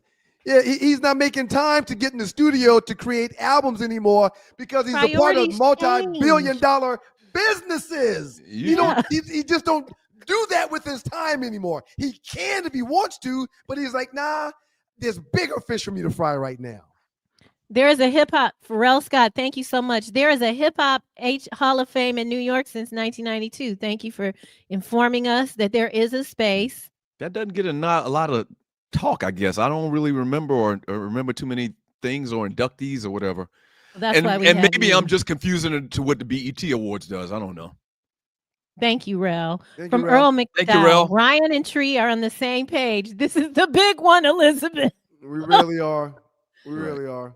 As a matter of fact, I'm probably going to end up throwing up after the show because we were on the same page, but it is what it is. Go ahead, Tree. Loose neck, thank you. I don't loathe anyone more than Tree. I loathe Tree. Wait, so y'all had off-campus trailers, Doug? The SWAC would never. What does he mean by that? What did that look like? You lived in a trailer, like yes. And I always said to my ex-husband, like, we should have bought a trailer instead of a house and kept the land. What does he mean by this? So y'all had off-campus trailers. SWAC would never. SWAC would never have. Meaning they had dorms. Oh well, no, they but had I dorms lived at off Second Lane campus too. He stayed off campus. I stayed off campus. How much was your rent at a trailer, if you don't mind me asking? We probably paid $150 a piece back in 1991. How many people stayed in the trailer? We had 4 people in the trailer. Okay. And you had your own room? Yeah, we had our own room, of course. And if some things happen, does the trailer move? Well, if everybody in the trailer did it at the same time, the trailer would fall off the center blocks. Nah, the trailer wouldn't move, but I mean, you definitely, the walls were thin or the doors were thin. Yeah. You know somebody was getting it on. Absolutely. You know, ninjas used to love putting their ears to the damn door. I know that. I've walked in and seen one of my housemates with their ear to the door. That is so silly. Nigga, Osiris. Man, those trailers, keeping on the trailer conversation, those trailers in Orangeburg were the spot. That's where a lot of college students stayed back in the day. Yeah. You know, HBCUs don't always have all that fancy housing. Right. Yeah, there was not Airbnb back in 1991.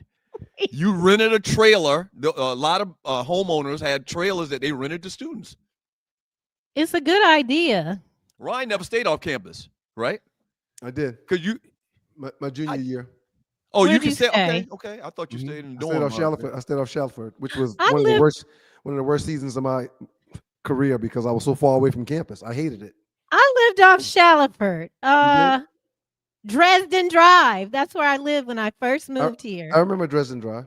Remember the Buford Highway, the market with Marshalls and the Burlington Coat Factory. Yep. Yes. Yep. I remember all that. Always trying to be like me. From Uncle Mike, back up. Didn't Spike Lee start throwbacks and do the right? Oh gosh, and do the right thing with the Jackie Robinson jersey, 1988 or 89, I believe. Shout out to you, Uncle Mike. The big debate, the throwback debate.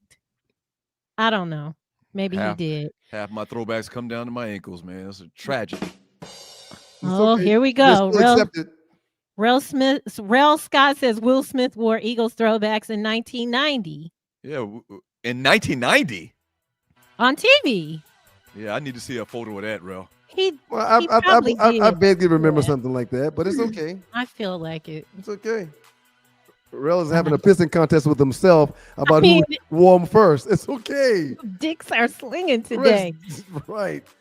The trailer popped a Willie. Yes, loose neck. And Julius 35 he's changed his name. Julius 29C. The U.S. is the only country that does credit reports. Yep. Utter bullshit. To hold your ninjas back. I do have to get a guarantor, which is just, again, all that means is that they're going to look at my bank statements and see that I could live here for a year, that I already have money to live here for a year. Okay. And I'm not going to tell y'all how much it is, but it's not a lot. So I'm looking at a picture of an episode, looks like a Fresh Prince, and Will Smith is wearing a Randall Cunningham jersey. I don't know the years, but what I would say is, if people don't follow you, is it really a trend? Like when Will Smith wore this Randall Cunningham jersey, did everybody start wearing throwback jerseys after that? No, I don't think so. The problem Jew Jams for is Raheem Morris may not be as skilled as Dan Campbell to call said plays. So there's a reason why he's not just saying, give me the call sheet. I'll do it. He probably doesn't feel like he is in a position to be successful at calling said plays. Let's knock these last 20 down. From Platinum Boy Entertainment TV, Baller Award to Ryan's hair unit that came and then disappeared. What is the hair unit? What's the hair unit? Yeah. It's under my hat. Yeah. My hair is under my hat. Marvin Child, get up, get out, and get something. Don't spend all your time trying to get high, nigga. That's right. Shouts out to you, Marvin. Yep. Loose Neck. When Players Ball came out, I was 24 years old, and I wore that CD out until it skipped with all the scratches. Yes. Just classic. Hey, in Ypsilanti, Michigan, it was incredible. I got my first Kilo CD, kind of like what Arlie said. Like it wasn't. Bought your first Kilo? No, I didn't buy it. Holy I didn't smoke. buy it. Damn. Somebody. You it were was moving given heavyweight. to us. Damn. Kilo. What'd you pay for? Whole kilo by yourself? Never mind. The Incandescent. Andre has hurt Outcast as much as he has helped Outcast. Here we go. Their album went diamond yet. They never went on tour to support the album. He probably cost Big Boy tens of millions of dollars. Again, same thing a Big couple of Boy weeks ago. ain't hurting because he stayed fine. booked. He stayed booked. As a matter of fact, he just performed at the Rock and Roll Hall of Fame this past weekend. Do you think that man would keep him as a friend just for the look of like $10 million, tens of millions of dollars is a lot. I don't think that that's true. That's hearsay. Dudes love each other, man. You saw them. I they think keep so, dapping each too. other up, hugging on each other. They was happy just to be together. That man was crying on TV. Have you ever cried on TV, Douglas? Yeah. No. Rappers get tired of performing like everyday people in the workforce get tired. Yes, till Dog 12. Like regular everyday people get tired of doing what they did for years. I told Miles, I said, when these guys go off the stage, Big Boy is going to come back with some other people to do Andre's parts. He said, no way, Dad. I said, just watch. Hey, Dad, Andre's not out there. I told you, son, he don't do that no more. Doug wants him to be like Peebo Bryson. This weekend I saw a video. He's 80-something years old. That's not it. That's not it. What I don't like for the 11th time is people saying once you get a certain age, you're too old to do your art form. That's Nobody it. said that. That's Make sure it. you vote for your boy, He Star said Power. it, Tree. He said it. Didn't you show a quote from him today? Where he said he doesn't do that type of music anymore, or something to the effect. You showed a meme. Whatever he said, it was him saying it. And he gets to say it. Go ahead, Tree. Go ahead, Tree. From Triple Platinum Batmite, I got to give a buster to the Hall for waiting to induct Outcast as long as they did. Yep. Appreciate it, Triple Till Platinum. Dog 12. Ryan and Tree are the Martin and Pam of Fred and Esther of the Stu Nation. If I had been home, Tree does have a little Esther going on. Her and Esther, they could be identical twins. if I had been home for Halloween, I was going to ask you if you wanted to do that. You know, To do what? I be Esther and he be Fred. Oh, okay. But he doesn't like acting as if I he like doesn't you or like something. team play. Why would I dress up like? Are you kidding me? Doug cheats No. like the New England Patriots. Doug doesn't cheat though. Oh no, y'all cheat. You can't. You Oh, yeah, can't. y'all be, cheat. You can't. He's be a that- lot of top things, five but is. not a cheater. You don't even know what his top five is. Who put that up? Who said that? Let me address them. Oh shit! I can't. Tree was like, when you started doing your top five and you said, and then number 3, I got Tree was like, no. But that's because I know that his mind moves. Why do you because even you dignify know him with his mind responses? He talks before Tree, listen, you have to ignore him. Because when you respond, he's won. He did the same thing last week. Ignore him. Don't dignify him Last with a week- response. Just Last keep week, talking, she keep put a moving. quarterback on your graphic that doesn't even play for the team And I last still won. Right. And I'm going to win again this week. week. I don't think so, man. Clearly. The people are tired of it. Vern says Ryan got a good list, but these YNs ain't voting for you. Yes, And listen, who gives a man damn have on about the what list? Vern thinks? Who Who did that cares man- about what Vern thinks? Right. You're not going to get Vern's vote either. You're not going to get Vern's vote either. Listen, I'll win without Vern's vote. You're not going to win, man. How much you want to bet? go. You want to bet $50 you don't win? Read Loose next message, Tree. Trump thinks he's hurting his non-supporters, but the majority of SNAP recipients are pilgrims who voted for him. Yes. Yes. Elections my buddy have back in Moco's consequences. at. People forget we only like 9% of the population, man. That money going to y'all people, and y'all people ain't we getting only it right 9% of the population. We're not leading any kind of popularity thing, or as far as how many people are involved with this or that. We only 9% of the population. From Jungle Brother, yep, you gotta take all that bass out your voice when you too sick for school. Yeah. The coughing thing, I used to do that when I worked for like regular people, and I didn't want to go to work. You call. I'm not gonna She's not feeling well. I'll nurse her up and maybe take her to school by lunchtime. We'll see how it goes. Cleveland, that's where the Hall of Fame is. However, the Rock and Roll Hall of Fame is in Cleveland, but I don't know if the show was there. The show was in L.A. I've been there. I've been to the Rock and Roll Hall of Fame. Show's really? Cool. Yeah. You went to Cleveland? Yeah. X is from Cleveland. Thank you, Raider Kev. Read Raider Kev's message, please. I didn't know that. I'm not sure what Doug is talking about, but I'm really going with Ryan's list. Don't get me wrong. Both lists are good, but I like the diversity. Ryan, I'll be just... I do agree that I thought it was two good lists. But there was a reason why my list was what my list was. The best one you had on your list is Wu-Tang, and I got that one too. Yep. But listen, one thing I didn't do was bash the ancestors like Ella Fitzgerald. I didn't do that either. Tree, ignore him. I didn't do that either. That's From Till Dog 12, Lenny would have had a championship in Cleveland. All this Cleveland talk long before LeBron, but Jordan got in the way. Mm-hmm. Bash Ella Fitzgerald, but showed Mariah love. That's just wild to me. Hey, I gotta go, man. No one was bigger. Mariah. Oh God. Okay, we don't have to finish. I don't want to be here with you by myself. No one was a bigger star than MJ when he was in his prime, but the most gifted musicians of all time, to me, was Prince. It goes back and forth depending on who I'm talking about, Prince or Michael. Yeah, Prince is my favorite. CVW05, this is the same debate I'm guessing you and Ryan had about, we talked about that already. All right, if Ryan would have listened to Doug earlier, this podcast would be, okay. Tiffany. I agree. No, right. Tiffany, and I've since come back and I've said that. Yeah, my holdout or my non-willingness to work because of the colonizers set us back tremendously, but you got to serve yourself, and now you are better resource for all of us. I was needed with the children. Yeah, exactly. Yeah, yes to you. Yep. What? He's back. Oh hell! I mean, hey Douglas. I had a 10 o'clock call that got canceled. So I saw it as soon as I logged off. Okay. From Loose Next Side. Oh, I took it down. Doug would be Esther's Uncle Woody.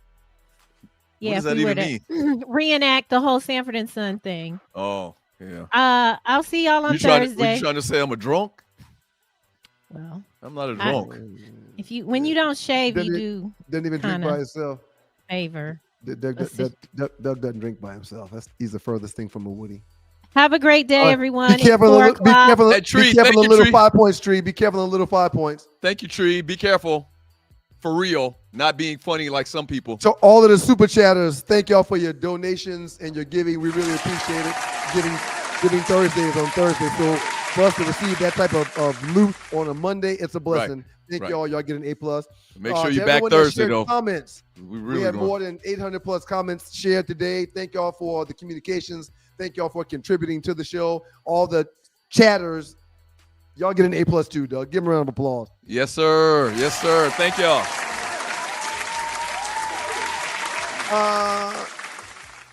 Arleywood, outstanding report. Thank you for digging deep when it comes to the social matters that we discussed and the social uplift that you gave everybody. You get an A+, Arley. Outstanding job. Thank you, Arley. Hold on. Let's make sure I'm not forgetting anybody. Arley, make sure I'm not forgetting is that a Delta robe? No. It's just a red and white robe. It's a kitty. Oh, okay. Or puppy. It's a puppy. I don't know what it is. Buster 1914. We appreciate you, player. Thank you, Buster. There will be a. Is it Buster or Booster? I think it's Buster. There will be a 2 Live Stews fantasy football report, even though I got my what handed to me. Let me see and make sure I'm not missing anybody. Oh, okay. So when you big up to an A+ to Woogie, aka Morgan. Shouts out Morgan. Shouts out Morgan. Give a round of applause. So let me get this straight. Show the people your blanket. Y'all see hey, Morgan. It's her burrito blanket. She loves her burrito blanket. Uncle Doug. You're smiling like you might be able to go to school. You think you can go to school? No? We'll talk about it in a second. You're waiting for me to make your breakfast? Okay, give me a second. I'm almost done. Dang. I know, breakfast? Mama. I know, Mama. All I'm gonna say is our old man, our mother would say, if you got enough energy to eat breakfast, you got enough energy to go to school. That's all I know. You lifted up that fork to eat, you put a pencil in it and write some notes. Let me see. Oh, you, Doug. Great job. I'm giving you an A+, sir. Outstanding contributions to today's show. Thank you very much. Appreciate it. You get an A too, man. Thank you. Super chatters, regular chatters, Morgan, Arlie, Doug, me. Sis. Hey, Morgie. I gave Morgan a shout out already. Okay. For her participation in today's show. Who you pointing at, Morgan? Oh, you're pointing at Miss Tree? She does. She looks funny to me too, baby. Thank you, Morgan. Thank you. Oh my God. Out of the mouths of babes. Out of the mouth of babes. You need to go ahead and get ready for school because that's where you're going now. You're going to school. Tree, like Morgan said. Yeah. Thank you for your contributions. She got from enough. Little 5 Point. She got enough energy to wave at producers. She got enough energy to go to school. You have something else to say, Mama? What is what? What are you talking about? Come here, let me see. Come here. Hurry up, let me see. Come over here. What is what? What? Oh, shoot. No, never mind.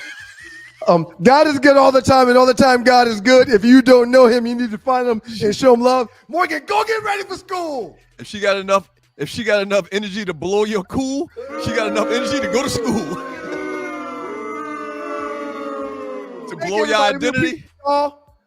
Shouts out to the good folks WGPR, Hot 107.5, HD2, FM, Sports Rap Network. Pass the word, man. People about the show. And I'm going to try to say it one more time. God is good all the time, and all the time God is good. If you don't know him, yes, Lord, you need to find him and show him love because that's all he's showing you. Yes, Lord. But love. Now, please pass words, like, share, subscribe. We appreciate y'all. We will see y'all on Thursday morning to do the Two Lies Tuesday experience again on a given Thursday. Yes! I'm predicting 85% blowout in this top 5, man. At least 85%. I think the people are gonna, I think it's two good lists, and whoever they decide to support, they should support. No problem at all. It's all good. But I think this is the best list, hands down. Paying homage to the ancestors and the Commodores Foundation. Yep, the Commodores, man. Yep, the Commodores, man.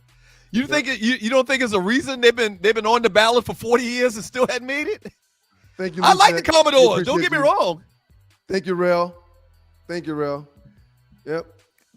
What did Ollie say? I was saying all of them have to wait to 25 years after their first album. So some of them have been on ballot like Chuck Berry forever, and some of them weren't even nominated when they were up for the nomination. He didn't know that, Ollie. He didn't know that. I know, because Tree made his list. Okay, bye. Right, exactly right. Yep, when Tree does your list, he doesn't have to do any research. Come on, Ollie. Peace, y'all. Ollie, you're better than that. Come on, Ollie. Y'all have a great day. See y'all on Thursday morning.